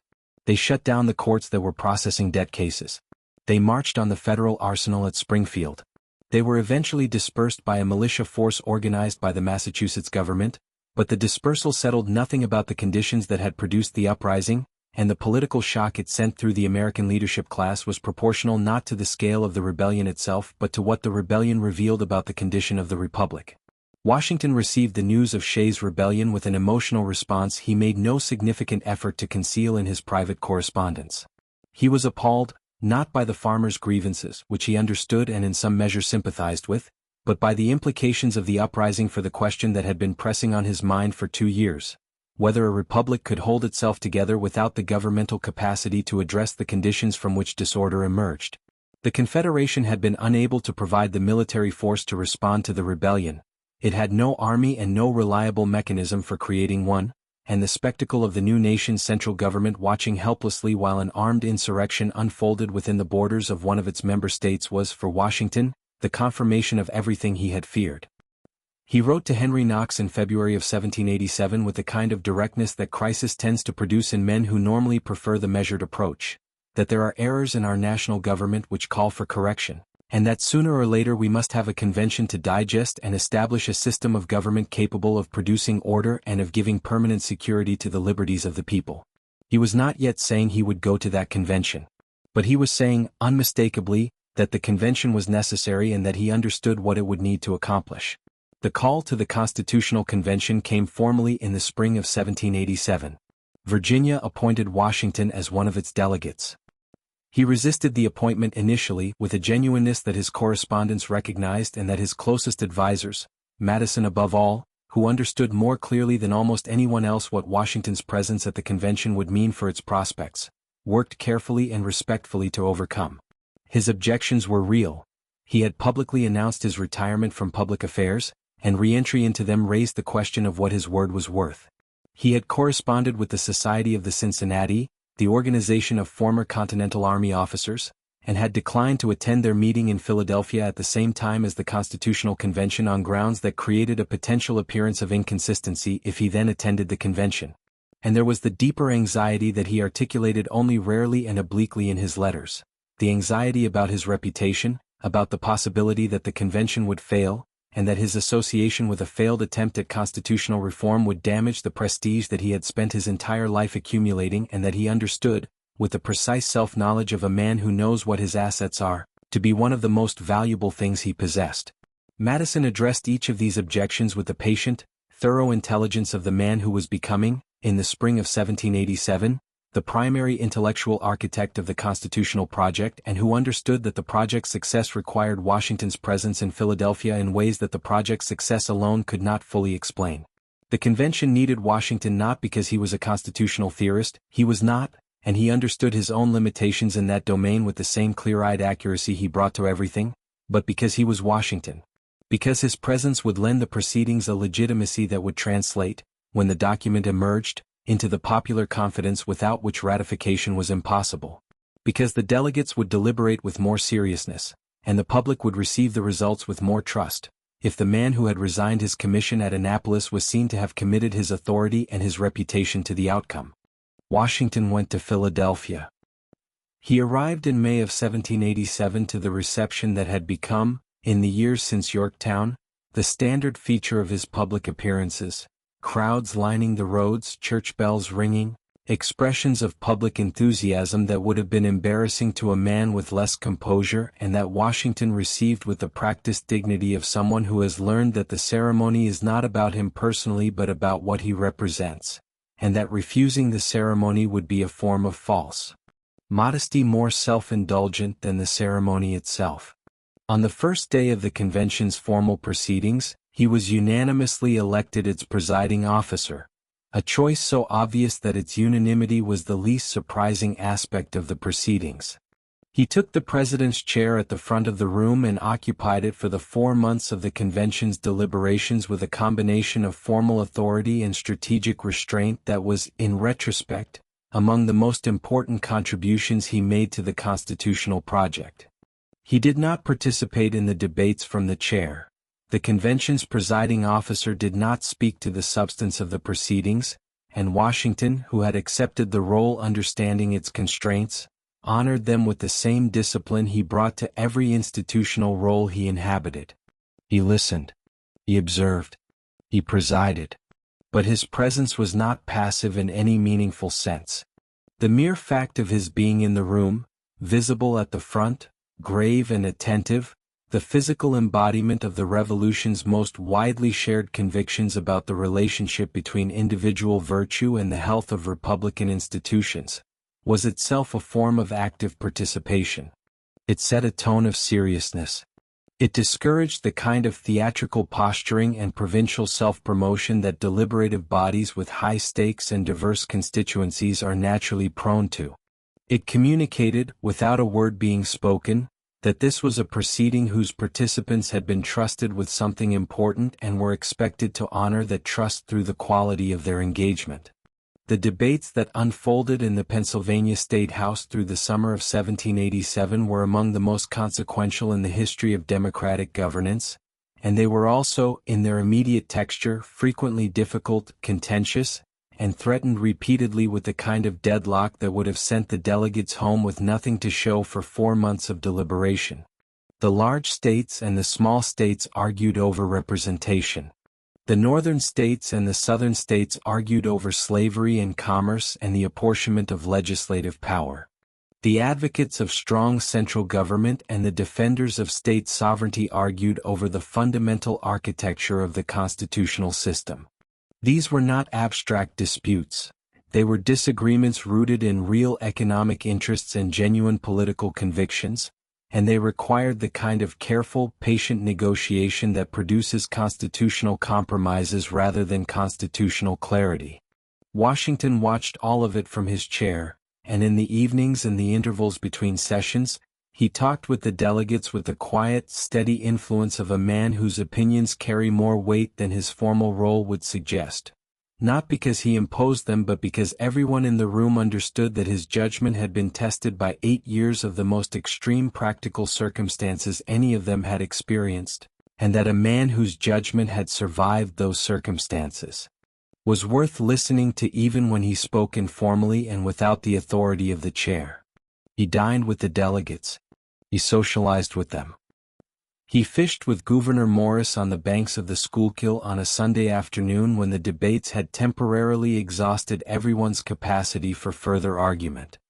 He maintained, through the 4 months of the convention's proceedings, the specific quality of engaged equanimity that a presiding officer must project if the proceedings are to retain the confidence of their participants. The quality of a man who is not panicking, who believes in what is being attempted, and who communicates that belief through every aspect of his demeanor without ever needing to state it directly. When the Constitution emerged from the convention in September of 1787, it bore the marks of every compromise that 4 months of difficult negotiation had required. It was not a perfect document. Washington understood this and said so, privately, while maintaining that it was the best document that the specific circumstances of American politics in 1787 could have produced, and that the alternative to an imperfect constitution was not a perfect one but no constitution at all. He signed it. His signature, first among the delegates, carried the weight of everything his name had come to represent in the 8 years since he had accepted command in Cambridge. The ratification campaign that followed was among the most consequential political struggles in American history, and Washington's role in it was both crucial and carefully managed. He did not campaign publicly for ratification in the manner of a modern political advocate. His sense of Republican propriety precluded the kind of open advocacy that might have seemed to leverage his personal prestige in ways that the dignity of the process did not permit. But he wrote letters, hundreds of them, to the political leaders of the individual states whose ratification conventions would decide the Constitution's fate, making the case for ratification with the measured clarity of a man who has thought carefully about what he wants to say and has organized his arguments around the evidence of his own experience. The experience he invoked was not theoretical. He had seen what the absence of effective central government meant in practical terms, had seen it in the supply failures at Valley Forge, in the mutinies at Morristown, in the inability of the Confederation to compel the states to meet their military obligations during 8 years of war, in the Shays' Rebellion that had confirmed everything he had feared about the Confederation's capacity to maintain domestic order. He had paid the price of governmental inadequacy in the currency of soldiers' lives and the near destruction of the army he had built. He was not arguing for the Constitution from philosophical principle alone. He was arguing for it from the specific, costly, irreversible knowledge of what happens to a republic when its government lacks the capacity to govern. The ratification proceeded through 1787 and into 1788. Delaware first, then Pennsylvania, then New Jersey, Connecticut, Georgia, Massachusetts, Maryland, South Carolina, New Hampshire. When New Hampshire ratified in June of 1788, providing the 9th state and the constitutional threshold for the new government to take effect, the question of whether the Constitution would survive the ratification process was answered.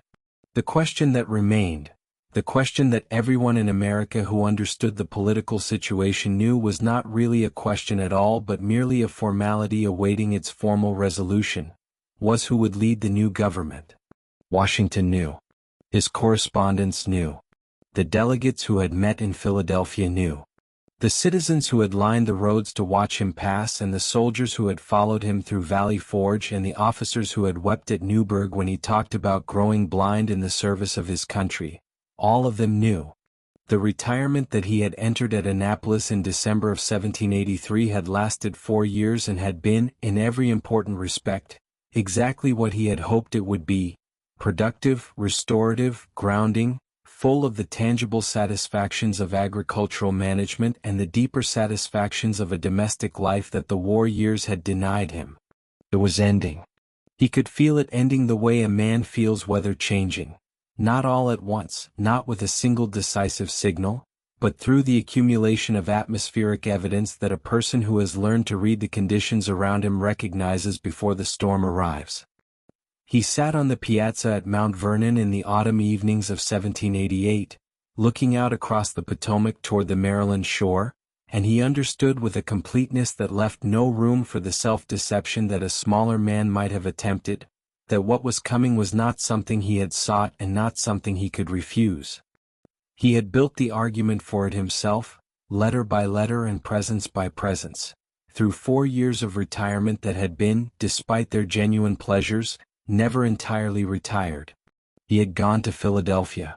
He had sat in the chair. He had signed the document. He had written the letters. The river moved in the autumn light below the bluff, carrying its ancient water toward the sea with the indifferent continuity of a process that has no awareness of the human dramas unfolding on its banks. Washington watched it from his chair on the piazza, and he thought about what was coming, and he did not pretend even to himself that he had not always known it would. The next chapter was already written in the character of the man who had not yet agreed to live it. But he would agree. He always had. Chapter 9. The First Magistrate, 1789 to 1792. Inventing the presidency, establishing the cabinet, and stabilizing the national economy. There is no instruction manual for inventing a government.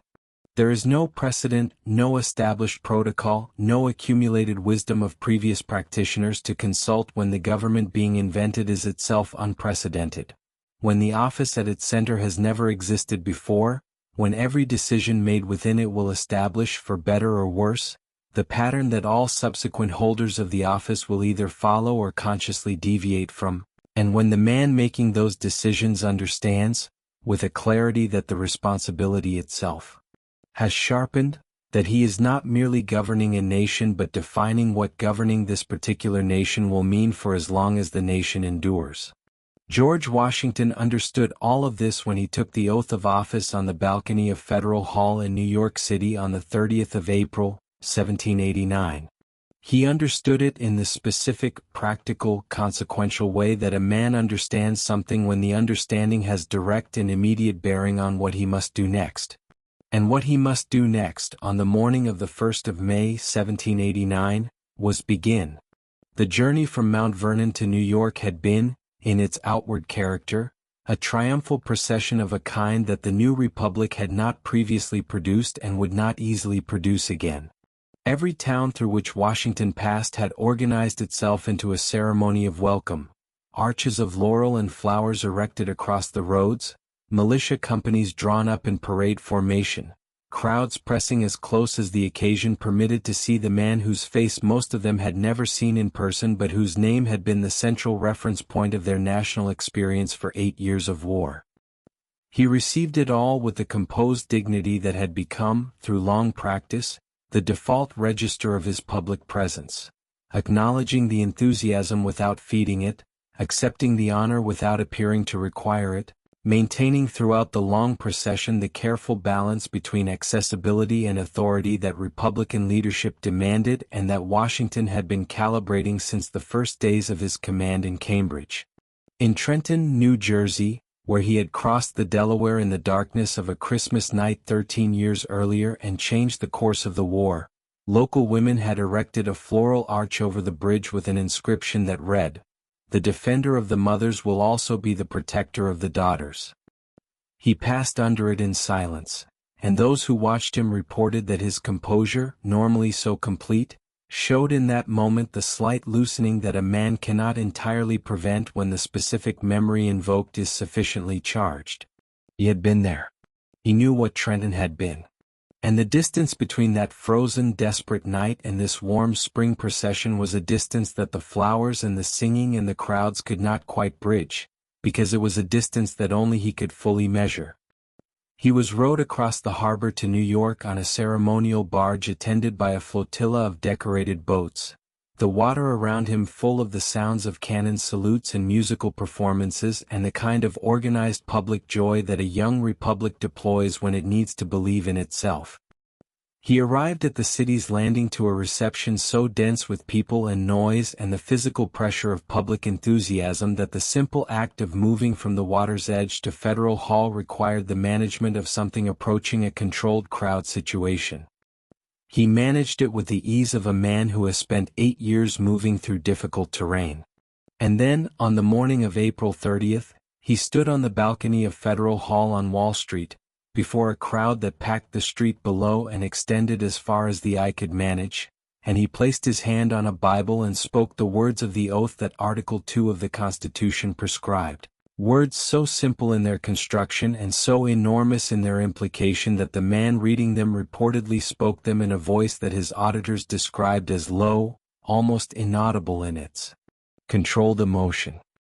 He added, at the end, the words "So help me God," an addition not required by the constitutional text but entirely consistent with the religious dimension of Washington's understanding of his own public role, the sense he had carried since the Monongahela that his survival and his position were not entirely explicable by the ordinary operations of human agency. He went inside to deliver his inaugural address to the assembled Congress, a speech that he had agonized over in the weeks preceding the inauguration with an attention to language that reflected the importance he attached to what would be the new presidency's first formal public communication. The address he delivered was shorter than the drafts that had preceded it, and more personal in its register, a statement of humility before the magnitude of the task, an acknowledgement of his own sense of inadequacy before the demands of an office without precedent, and an appeal to the Congress and to the nation to approach the work of creating the new government with the same unity of purpose and subordination of partisan interest that the war had, at its best moments, produced among those who fought it. He was telling the country, in the measured language of a man who distrusts both bombast and false modesty, that he knew what was required and that he intended to provide it, and that he would need their cooperation to do so. The task of providing it began immediately, and it was a task of extraordinary complexity in virtually every dimension: legal, political, administrative, ceremonial, and personal. The constitutional text that Washington had presided over the drafting of in Philadelphia was, by design, a document that established the architecture of government in broad strokes and left the interior construction to the people who would inhabit the building. The executive article gave the president the power to require the opinion, in writing, of the principal officer in each of the executive departments. It did not specify what those departments would be, how many of them there would be, how the officers who led them would relate to each other and to the president, or what the internal operating procedures of the executive branch of the new government would look like. All of this was left for Washington to invent. He invented it with the methodical care of a man who understands that the precedents he is setting will outlast him, that the patterns he establishes in the first months of the first administration will shape the institution for generations, and that the responsibility of that shaping requires more rather than less attention to the details of how things are being done and why. He began by seeking advice, writing to John Adams and others in the immediate days after his inauguration, asking their thoughts on the protocols appropriate to the presidency, on the question of how accessible the president should be to members of the public and members of Congress, on the ceremonies and courtesies that Republican dignity required and those that Republican simplicity precluded. The question of presidential ceremony was not trivial. It was, in the specific political culture of the new republic, a question of foundational importance. Because the new republic had been created in explicit rejection of monarchy, and the chief executive of the new government would need to project the authority appropriate to his office without projecting the monarchical mystique that Republican principle had declared incompatible with self-government. Too much ceremony and Washington became a king in everything but name. Too little, and the dignity of the office, and through the office the dignity of the government itself, would be undermined in ways that could compromise its effectiveness. The line between these two failures was not clearly drawn anywhere in the constitutional text or in the political philosophy of the founding era, and Washington had to find it through the empirical method that served him in everything: trial, observation, and adjustment. He established that he would hold weekly levees, formal receptions open to citizens of appropriate standing, conducted on a schedule that made the president accessible without making him available at all times to anyone who presented himself at the door. He would bow rather than shake hands, a distinction of ceremonial protocol that communicated the dignity of the office without the physical intimacy that equality suggested and that the authority of the presidency complicated. He would accept dinner invitations from no one to avoid the appearance of favoritism, but would hold his own dinners for members of Congress and other public figures with sufficient frequency to maintain the social relationships that effective governance required. He would not appear at entertainments of a purely social character. He would travel periodically through the states of the new Union, a practice that would become known as presidential tours, demonstrating the physical presence of the national government in communities that might otherwise experience it only as an abstraction. Each of these decisions was the establishment of a precedent, and Washington knew it. He managed the knowledge with the characteristic discipline of a man who has learned that awareness of responsibility is not the same as paralysis before it, that the way to honor the weight of what you are doing is not to be immobilized by it but to do it as carefully and as thoughtfully as the circumstances permit, and then to continue. The cabinet, that institution so central to every subsequent American presidency that its existence seems as natural as the office itself, was not mandated by the Constitution and did not spring into existence fully formed in the first days of the new government.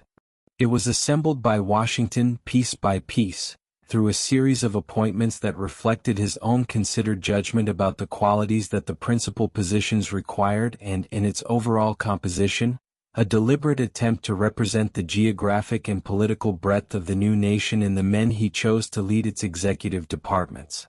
Thomas Jefferson was appointed Secretary of State, a choice that brought to the management of foreign affairs the most cosmopolitan and intellectually sophisticated mind in Washington's immediate circle, a man who had spent years in France absorbing the political culture of the European diplomatic world and who possessed, in his combination of philosophical depth and practical diplomatic experience, exactly the qualities that the management of the new nation's international relationships required. Jefferson accepted the appointment with some ambivalence, preferring to return to France, but Washington's request was not easily refused, and Jefferson understood this with the practical political intelligence that his idealism never entirely displaced. Alexander Hamilton was appointed Secretary of the Treasury, a choice that placed at the management of the new nation's financial affairs the most formidably analytical mind of the founding generation, a man whose understanding of public finance, banking, credit, and the relationship between economic policy and national power was without parallel in American public life. Hamilton had served on Washington's staff during the war, and Washington had developed for him the specific kind of trust that a commander develops for a subordinate who has demonstrated, repeatedly and under pressure, that his judgment is reliable and his energy inexhaustible. Hamilton was 34 years old when he took the Treasury post. He would use it to change the economic architecture of the United States in ways that are still visible in the structure of the American financial system. Henry Knox, who had hauled the cannon from Ticonderoga to Dorchester Heights and served Washington faithfully through every campaign of the war, was appointed Secretary of War, a choice that combined loyalty and competence in proportions that Washington found entirely satisfactory. Edmund Randolph of Virginia was appointed Attorney General. And these four men, Jefferson, Hamilton, Knox, Randolph, began meeting with Washington in a format that was initially informal and gradually acquired the institutional character of what would eventually be recognized as the Cabinet, a body of principal executive officers whose collective advice the President could seek, whose individual departments he oversaw, and whose disagreements he was responsible for mediating and ultimately for resolving through the exercise of presidential judgment. The disagreements came quickly, and they came with an intensity that revealed the depth of the philosophical divisions within the founding generation, divisions that the shared project of the Revolution and the Constitution had temporarily submerged but had never resolved, and that the practical questions of governance, with their immediate and specific economic and political consequences, brought to the surface with a speed and a vehemence that Washington had not anticipated and that gave him, in the opening years of his presidency, some of the most difficult management challenges of his career. The central conflict was between Hamilton and Jefferson, and it was a conflict that went beyond personality, though personality was certainly present in it, both men being possessed of formidable intelligence and considerable pride, and expressed itself as a genuine disagreement about the nature of the republic that the Constitution had created and the direction in which it should develop. Hamilton believed in a strong central government, an active national economy built on manufacturing and commerce and credit, a financial system that would bind the interests of the wealthy to the success of the national government, and a foreign policy oriented toward Britain, the dominant commercial power of the era, as the natural partner of American economic ambition. Jefferson believed in a republic of yeoman farmers, in the primacy of the states against the central government, in an agrarian economy that would preserve the civic virtue and political independence that he associated with the cultivation of land, and in a foreign policy oriented toward France, the ally of the Revolution and the embodiment, however imperfectly, of the enlightened principles that the American Republic had proclaimed as its foundation. These were not merely competing policy preferences. They were competing visions of what America was and what it was becoming, and they were held by two of the most intellectually powerful men of the era with a conviction and an analytical depth that made the arguments between them, conducted through memoranda to the President and through the increasingly partisan newspapers that each man's allies were deploying as weapons of public persuasion, among the most substantive political disputes in American history. Washington sat at the center of this conflict with the stoic composure of a man who has presided over worse disagreements under worse conditions, and he managed it with the same combination of genuine open-mindedness and ultimate decisiveness that had characterized his best moments of command. He listened to both men. He sought their written opinions on the questions before him. He read what they produced with the attention they deserved and the critical intelligence that long experience with the arguments of subordinates had developed in him. And in the most important early test of his economic leadership, the question of Hamilton's financial program, he made the decisions that shaped the Republic's economic development for a generation. Hamilton had come to the Treasury with a comprehensive vision of national economic reform that he expressed in a series of reports to Congress. Documents of extraordinary intellectual ambition that proposed, in their totality, nothing less than the transformation of the United States from an indebted, commercially fragile collection of former colonies into a financially credible, economically dynamic nation capable of commanding the respect of the European powers and developing its own resources with the full support of a sophisticated national financial system. The program had three central elements, and each of them was controversial in ways that revealed the depth of the divisions within the new nation. The first was the assumption by the federal government of the remaining war debts of the individual states, a proposal that would transfer approximately $25 million of state obligations to the national credit, binding the financial interests of the state's creditors to the success of the federal government and establishing the national credit on a foundation broad enough to support the borrowing that national development would require. This proposal generated immediate and fierce opposition from states that had already paid down their war debts, Virginia prominent among them, which objected to being taxed to pay the debts of states that had been less fiscally responsible. It was resolved, ultimately, through a compromise negotiated over dinner at Jefferson's house in New York, in which the Southern states agreed to support assumption in exchange for Hamilton's support for locating the permanent national capital on the Potomac, a resolution that gave the South its capital and the nation its financial foundation, and that Jefferson would later describe as one of the great mistakes of his public life. The second element was the establishment of a national bank, the Bank of the United States, which Hamilton proposed as the institutional mechanism for managing the national credit, issuing a stable currency, and providing the financial infrastructure that a developing national economy required. The bank proposal generated the most fundamental constitutional debate of the early republic, the debate about whether the federal government possessed powers not explicitly enumerated in the constitutional text, whether the necessary and proper clause of Article 1 gave Congress the authority to create institutions not specifically mentioned but logically implied by the purposes the Constitution assigned to the federal government. Jefferson argued that it did not. Hamilton argued, with an analytical precision that Washington ultimately found more persuasive, that it did, that a government empowered to regulate commerce and manage the national finances necessarily possessed the power to create the instruments that the effective exercise of those enumerated powers required. Washington signed the bank bill into law in February of 1791, after requesting and carefully reading the written opinions of Jefferson, Randolph, and Hamilton on the constitutional question. His decision was not the endorsement of Hamilton's constitutional philosophy in every particular.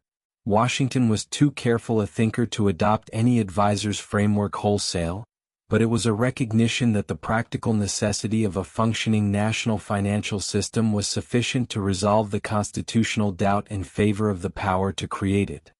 He was governing, not philosophizing, and governance required him to make a decision rather than to allow the elegant uncertainty of competing constitutional arguments to produce paralysis.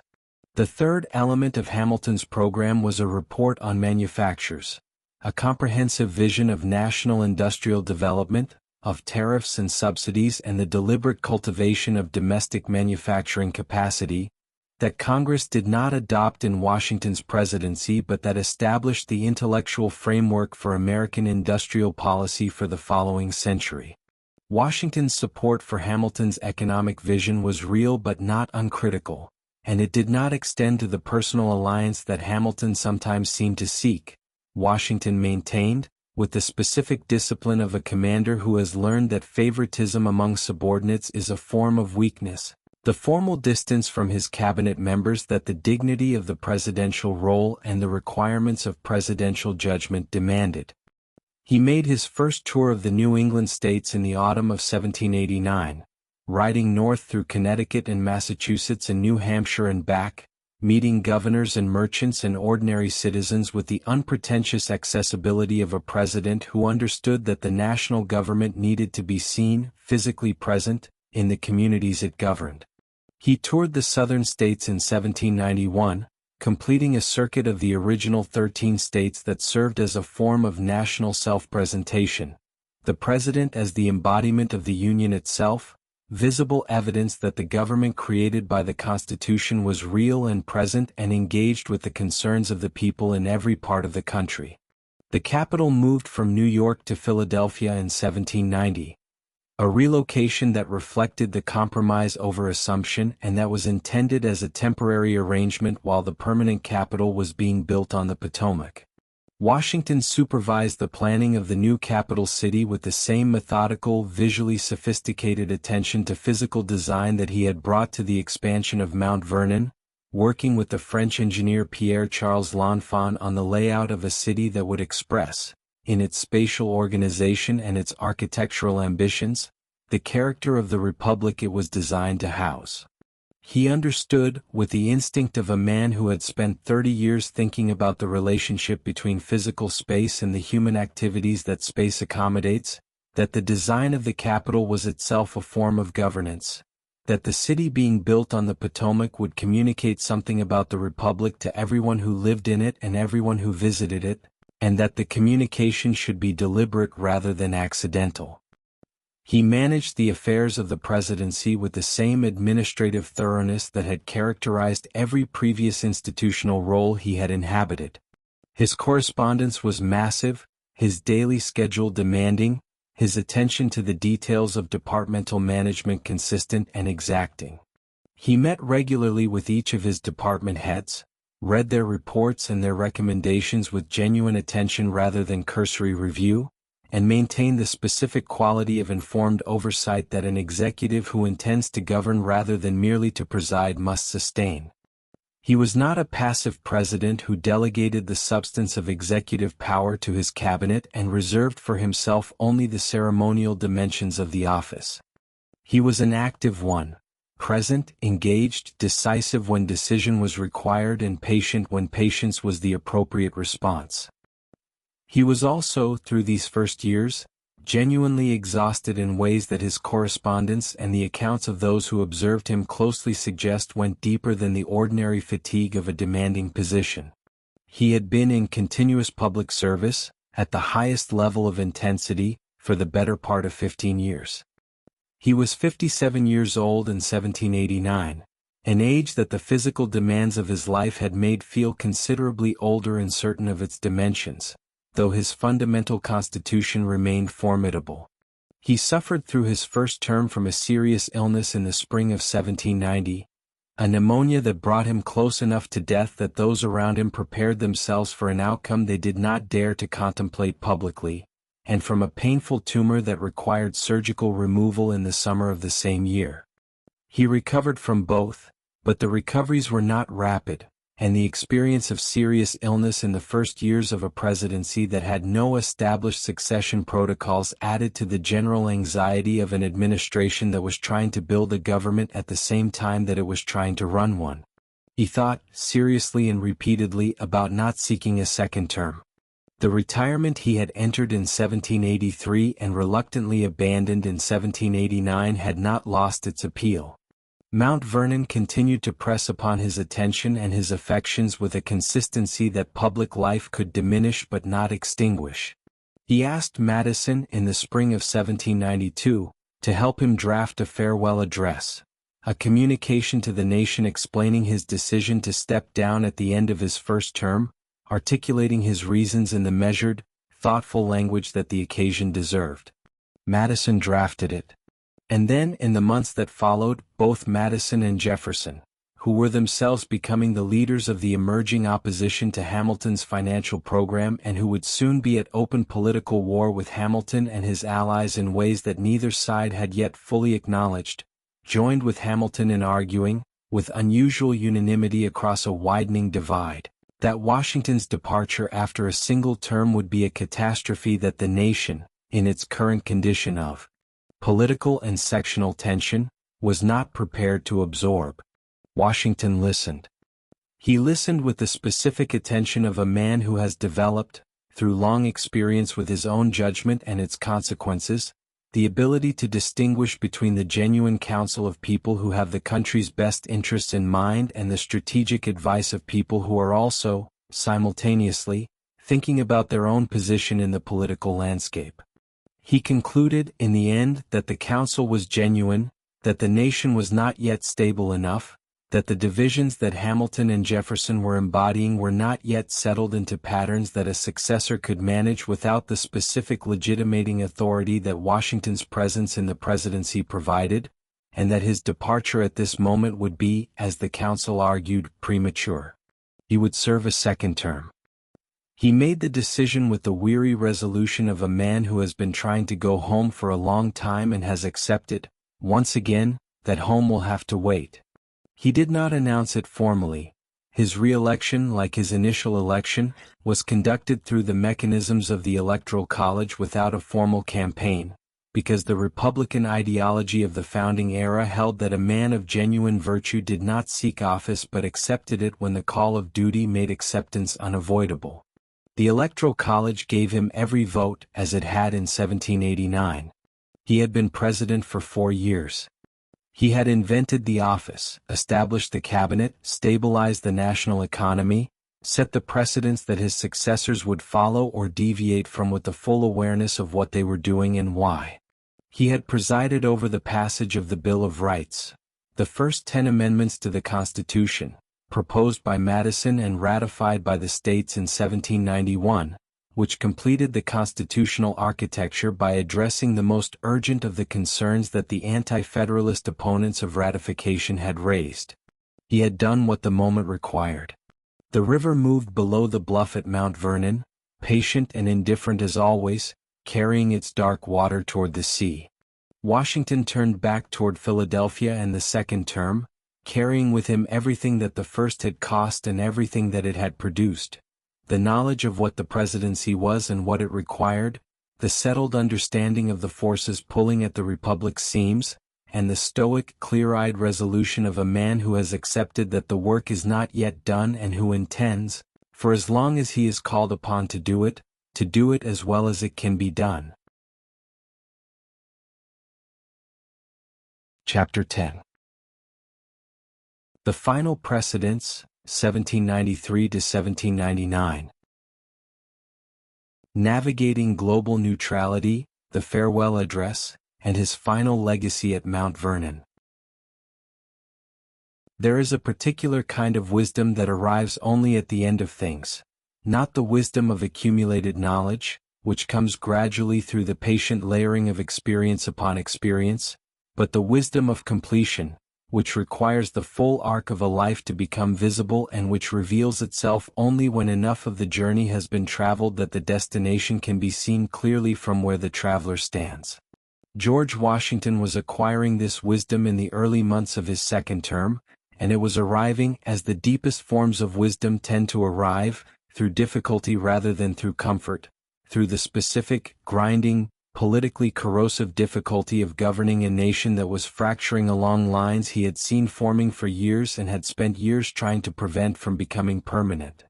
The world that Washington faced at the opening of 1793 was not the world in which his first term had begun. The French Revolution, which had erupted in the summer of 1789 with the kind of world historical force that reshaped the political landscape of every nation that observed it, had moved through its initial phases of constitutional reform and popular enthusiasm and into the darker, more violent territory of the Terror, the period of systematic political execution in which the revolutionary government eliminated its internal enemies, real and imagined, at the guillotine with an efficiency that shocked even those European observers who had been critical of the ancien regime. In January of 1793, the French King Louis XVI was executed. In February, France declared war on Britain and the Netherlands. The revolutionary wars that would consume Europe for the better part of the next 2 decades had begun. The declaration of war between France and Britain placed the United States in a position of immediate and acute diplomatic difficulty. The Franco-American Alliance of 1778, the treaty that had brought France into the Revolutionary War and had made possible the victory at Yorktown, was still technically in force. France was now at war. Did the alliance obligate the United States to enter the war on France's behalf? The question was not merely legal and diplomatic, it was the focal point around which all of the political and ideological divisions of the Washington administration had been organizing themselves for 3 years. Jefferson and his allies, who had been watching the French Revolution with the sympathetic enthusiasm of men who saw in it the continuation and vindication of the principles that the American Revolution had established, argued that the United States owed France at minimum its moral support and potentially something more tangible. Hamilton and his allies, who regarded the French Revolution with the alarm of men who associated its trajectory with mob violence and the destruction of the ordered liberty that republican government required, argued that the alliance had been made with the French monarchy and that the monarchy's abolition had effectively dissolved the treaty obligations along with the regime that had created them. Washington made his decision with the speed and the clarity of a man who has been thinking about the essential question long before it presented itself in its acute form. On the 22nd of April, 1793, he issued the Proclamation of Neutrality, a document that declared the United States at peace with all the belligerent powers of Europe, warned American citizens against providing assistance to any party in the conflict, and established as a precedent of American foreign policy the principle that the young republic's fundamental interest lay in staying out of European wars rather than being drawn into them by the obligations of treaties made in different circumstances and for different purposes. The proclamation was immediately and fiercely attacked by the Jeffersonian press and by the Republican interest that Jefferson's political network was assembling into the first organized opposition party in American political history. It was, they argued, a betrayal of France, a violation of treaty obligation, an act of cowardice dressed in the language of prudence, and a demonstration of the Hamilton-influenced foreign policy orientation toward Britain that the Federalists had been pursuing since the beginning of the administration. James Madison, writing under the pseudonym Helvidius in a pamphlet War with Hamilton's Pacificus Essays, argued that the proclamation was constitutionally suspect, that the power to determine American obligations under treaty was a legislative rather than a presidential function, and that Washington had overstepped the boundaries of executive authority in issuing it unilaterally. Washington read the attacks with the controlled anger of a man who has made a decision he believes correct and does not enjoy watching it mischaracterized. He was not without the capacity for anger. Those who knew him well understood that beneath the composed exterior there existed a temper of considerable force, held in check by will rather than by its absence, and capable, when the check was released, of an intensity that surprised people who had only seen the composed surface. He did not release it publicly. He maintained, in his public communications, the measured language of a man who has decided that the presidency requires a dignity that personal irritation cannot be permitted to compromise.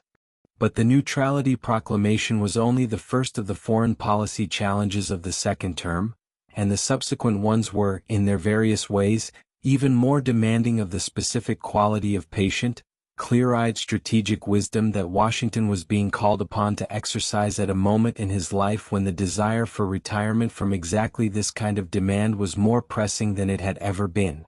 The arrival in the United States in the spring of 1793 of Edmund Charles Genet, the minister of the French Republic, sent to cultivate American support for the French war effort with a diplomatic approach that combined considerable personal charm with a complete disregard for the boundaries of appropriate conduct between a foreign representative and the government to which he was accredited, produced a crisis of a particular embarrassing kind.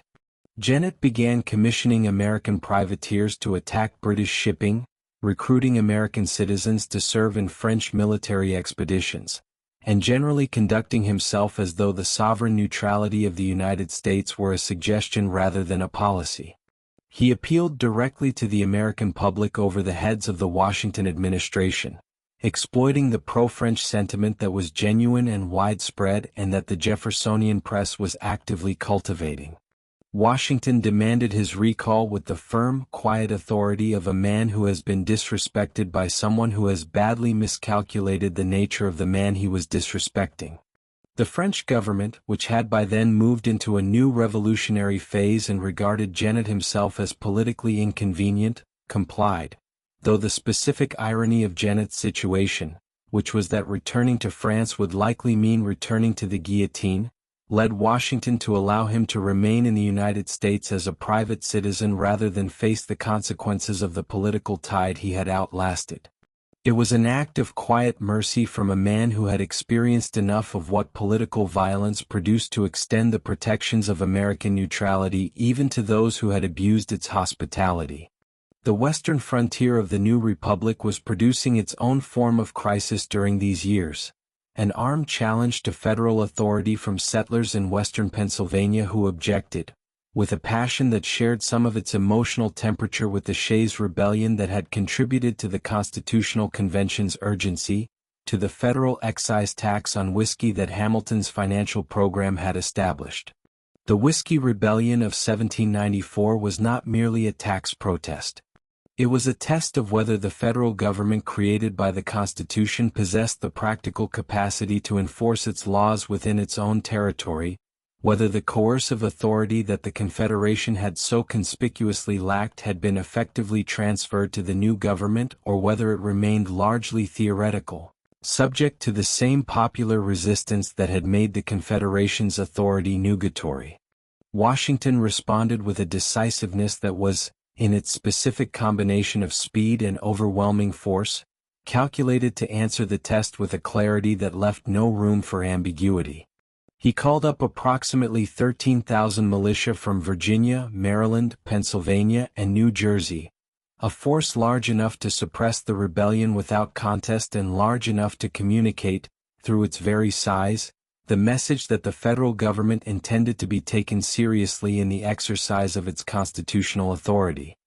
He rode out personally to review the forces and to accompany the initial stages of the expedition, the only time a sitting American president has personally commanded troops in the field, demonstrating through the physical act of presidential presence the gravity with which the government regarded the challenge to its authority.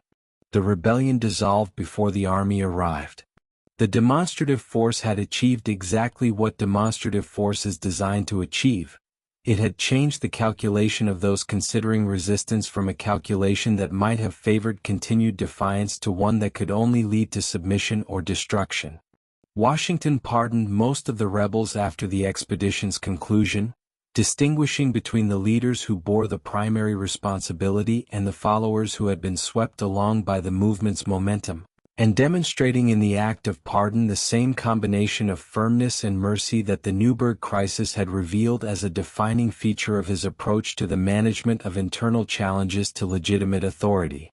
The foreign policy challenge that would prove most politically costly in the final years of Washington's presidency was the negotiation and ratification of Jay's Treaty with Britain. Chief Justice John Jay had been sent to London in 1794 to negotiate a resolution of the outstanding grievances between the two countries: the British failure to vacate the northwestern forts as the peace treaty required, the British practice of impressing American sailors into the Royal Navy, the British seizure of American merchant ships trading with France. What Jay brought back from London was a treaty that resolved some of these grievances in part, left others entirely unaddressed, and granted Britain trading advantages that the treaty's opponents characterized, with some justification, as the diplomatic equivalent of surrender. The treaty was the most politically divisive episode of Washington's presidency. The Republican press attacked it with a virulence that reached, in its personal dimensions, a level of invective that Washington found genuinely difficult to absorb with equanimity. He was accused of monarchism, of corruption, of allowing himself to be manipulated by Hamilton and the British interest into betraying the republic he had fought to create. Pamphlets circulated with an attacking intensity that made the Jennett controversy seem, in retrospect, a model of journalistic restraint. He read them. He was not unmoved by them. He was seen by those closest to him, in the months of the treaty controversy, to be carrying the weight of the attacks with less composure than the composed surface of his public demeanor suggested, to be, beneath the maintained exterior, genuinely wounded by the gap between the intentions he knew he possessed and the motives he was being publicly assigned. He signed the treaty in August of 1795, after a period of consideration that reflected the genuine difficulty of the decision rather than any uncertainty about his ultimate responsibility for making it. He signed it because he believed, on balance, that a settlement of the outstanding issues with Britain, however imperfect the specific terms of the settlement, served American interests better than the alternative, which was the continued state of diplomatic and commercial tension that the unresolved grievances produced, and the risk, in the charged international atmosphere of the European wars, of an escalation that could draw the United States into a conflict it was not prepared to fight. He signed it because the fundamental strategic insight that had produced the Neutrality Proclamation remained operative, that American survival and development in the long run required peace with the dominant commercial and naval power of the era, whatever the short-run political costs of acknowledging that requirement. The political costs were substantial. Jay's treaty deepened the partisan divisions that the first term's policy disagreements had initiated and that the second term's controversies had been widening with every passing month. The Federalist and Republican designations that had been crystallizing around the competing visions of Hamilton and Jefferson were hardening into something approaching the structure of actual political parties. Organized, nationally coordinated, ideologically consistent, and increasingly willing to attack not merely the policies of the opposing interest but the character and motives of its leaders. Washington found himself, in the final years of his second term, occupying a political position that his entire career and his deepest instincts had conditioned him to resist. He was being treated as a partisan, as a Federalist president rather than as a national one, as a man whose decisions expressed the interests of one faction rather than the judgment of the entire republic. He was not a Federalist in the sense that Hamilton was a Federalist. He did not share Hamilton's enthusiasm for centralized power as an end in itself, or his relative indifference to the agrarian and small producer interests that Jeffersonian republicanism claimed to represent. He was something more complicated and more genuinely difficult to categorize. A nationalist in the specific sense of a man who believed that the Union was the essential precondition for everything else that the Republic aspired to become, and who evaluated every policy question from the perspective of what it did to the Union's coherence and strength. On the great questions of the second term, neutrality, the Whiskey Rebellion, Jay's Treaty, his decisions had aligned more closely with Federalist positions than with Republican ones, not because he was a partisan but because the specific circumstances of each question had led his judgment toward responses that the Federalists supported and the Republicans opposed. The partisanship arrayed against him in the final years of his presidency accelerated the decision he had been contemplating since 1792 and had postponed at the urging of men who had subsequently become the leaders of the opposition that was now attacking him most fiercely. He would not seek a third term. He had never wanted to seek the second, and the experience of the second had confirmed every reservation that the desire for retirement had produced. He was 64 years old. He had been in continuous public service at the most demanding levels for the better part of 2 decades. He had given what he had to give, and he had given it without reservation, and he was done.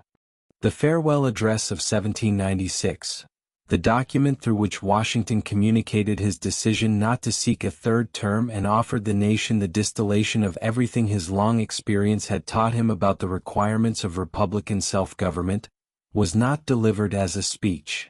It was published, first in the American Daily Advertiser of Philadelphia on the 19th of September, 1796, and then reprinted in newspapers across the country, and it reached the American public in the form most consistent with Washington's understanding of what he was doing.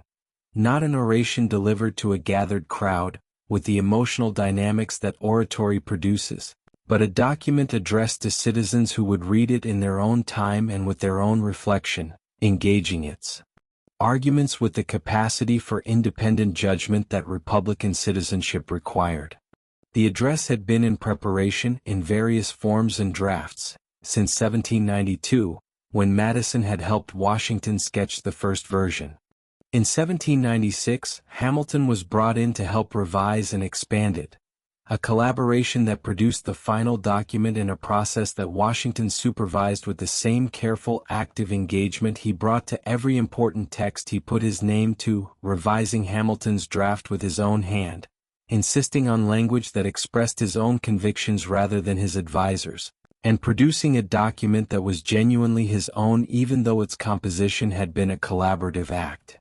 What he told the nation in the farewell address was the accumulated wisdom of a man who had spent his adult life at the center of the American experiment and who had learned, through the specific experience of that immersion, what the experiment required to succeed.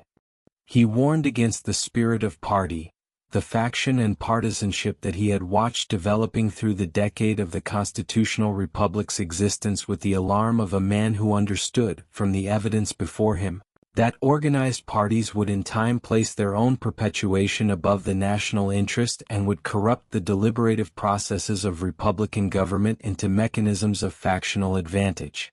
He warned against permanent alliances with foreign nations, against the kind of entangling commitments that would draw the United States into conflicts driven by European interests and European ambitions that were not American interests and American ambitions. He warned against the dangers of sectionalism, of the tendency of the different regions of the country to define their interests in opposition to each other rather than in relation to the common interest of the whole.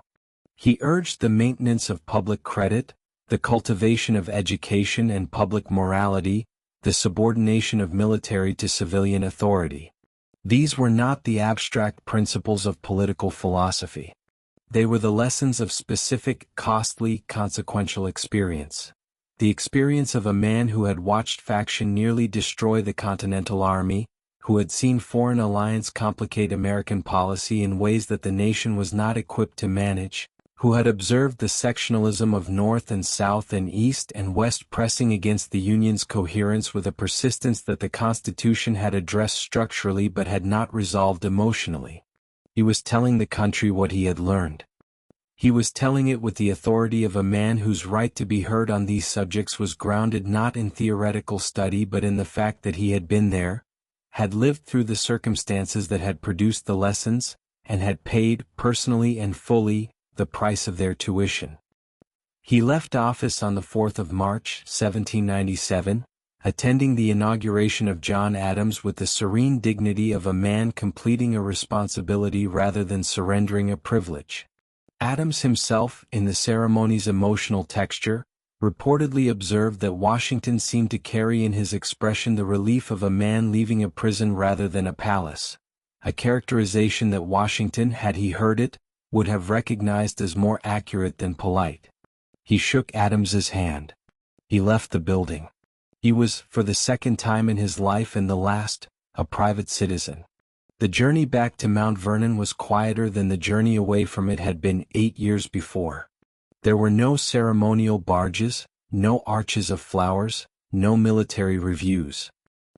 He rode home through the March countryside with the unhurried purposefulness of a man who knows exactly where he is going and has been waiting a long time to go there. He arrived at Mount Vernon to find it in the condition that properties find themselves when their owner has been away for another 8 years, needing attention, requiring investment, presenting itself as the immediate and absorbing work of a man whose hands and mind were still fully capable of engagement but had been held too long in the service of larger things to resist the claims of this particular, specific, beloved piece of ground. He threw himself into the management of the estate with an energy that surprised even those who expected him to be vigorous. He was on horseback before dawn, riding his fields in the early light, supervising the work of the farm with the detailed, hands-on oversight of a man who has spent too many years receiving reports of what others were doing to be content with anything less than direct observation. He redesigned the farm's operations, rotating crops and managing soil with the agricultural intelligence he had been developing since the 1760s.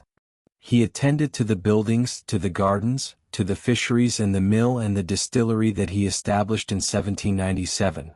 A commercial operation that became, with the efficiency that Washington brought to every enterprise he directed, one of the most productive distilleries in Virginia. He managed the affairs of a large enslaved workforce with the specific unresolved contradiction that the most intimate dimension of his legacy presents to every subsequent generation. Washington had grown into a relationship with slavery that had moved, over the course of his lifetime, from unthinking acceptance to something more troubled and more honest. A recognition, expressed most clearly in his will and in his private correspondence, that the institution was incompatible with the principles that the Republic had proclaimed as its foundation. He had not acted on this recognition during his presidency with anything approaching the boldness that the recognition itself might have been thought to require, because the political fragility of the Union had always presented itself to his judgment as a more immediately pressing concern than the moral demands of abolition. His will, executed shortly before his death, provided for the emancipation of the enslaved people he directly owned upon Martha's death, a provision that was partial in its scope, applying only to those who were his property rather than the much larger number who were entailed to the Custis estate, and delayed in its execution, but that represented nonetheless the clearest statement he ever made about where his conscience had arrived on the question that his political career had required him to set aside. He watched from Mount Vernon as the political world he had tried to shape continued to develop in directions that the farewell address had warned against. The conflict between Federalists and Republicans was deepening into something that resembled, in its emotional temperature and its tendency toward characterization of the opposing side as not merely wrong but actively malevolent, the spirit of party that he had identified as the Republic's most dangerous internal enemy. The quasi-war with France, a naval conflict that the Adams administration was managing with the difficulty that the absence of neutrality stability predictably produced, was generating exactly the kind of entanglement with European conflicts that the Neutrality Proclamation and the Farewell Address had been designed to prevent. He observed it all with the alert, anxious attention of a man who cannot entirely stop caring about what happens to something he has spent his life building, even when the building has been formally handed to other hands. He was called back, briefly, to military service in the summer of 1798, when the quasi-war with France raised the prospect of a land invasion and the Adams administration asked Washington to accept the nominal command of a provisional army being organized to meet the threat. He accepted, with the specific conditions, that Hamilton serve as his effective operational commander, a condition that produced its own political controversy, that preserved the dignity of his acceptance without requiring him to resume the full physical demands of active command. The French threat did not materialize into invasion, and Washington's second retirement from military life required no dramatic final engagement. He simply put down the sword again and returned to his fields. The last months of 1799 were, by the accounts of those who observed him closely, among the most contented of his life. He was at home in the place he had spent 60 years loving and managing and being sustained by. The house above the Potomac stood in its fully realized form, not the modest story and a half of his childhood visits or the expanding work in progress of the pre-war years, but the completed expression of a vision that had been developing for 3 decades, the piazza looking out across the river toward Maryland in the autumn light, the gardens and the greenhouse and the dependencies arranged with the order and the purposefulness that Washington had always imposed on the physical environments he inhabited. Mount Vernon was not merely a house. It was a self-portrait, a material expression of the values and the aesthetic sensibility and the understanding of how human beings should live in relation to land and water and the patient, indifferent processes of the natural world that Washington had been developing since the first time, as a small boy at Pope's Creek, he had become aware that the world he inhabited had a character and a set of demands that he would spend his life learning to meet.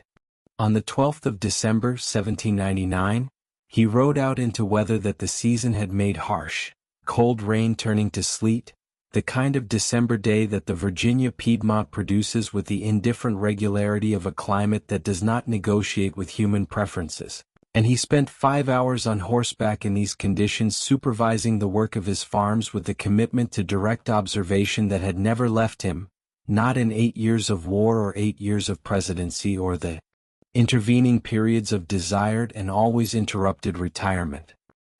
He came in cold and wet and did not, as those who cared for him urged, change his wet clothes before dinner. He developed a sore throat that evening that deteriorated rapidly through the night, into a condition that his physicians, applying the remedies that the medical understanding of the era prescribed, which included repeated bloodletting that removed more than 80 ounces of blood over the course of a day, were unable to arrest.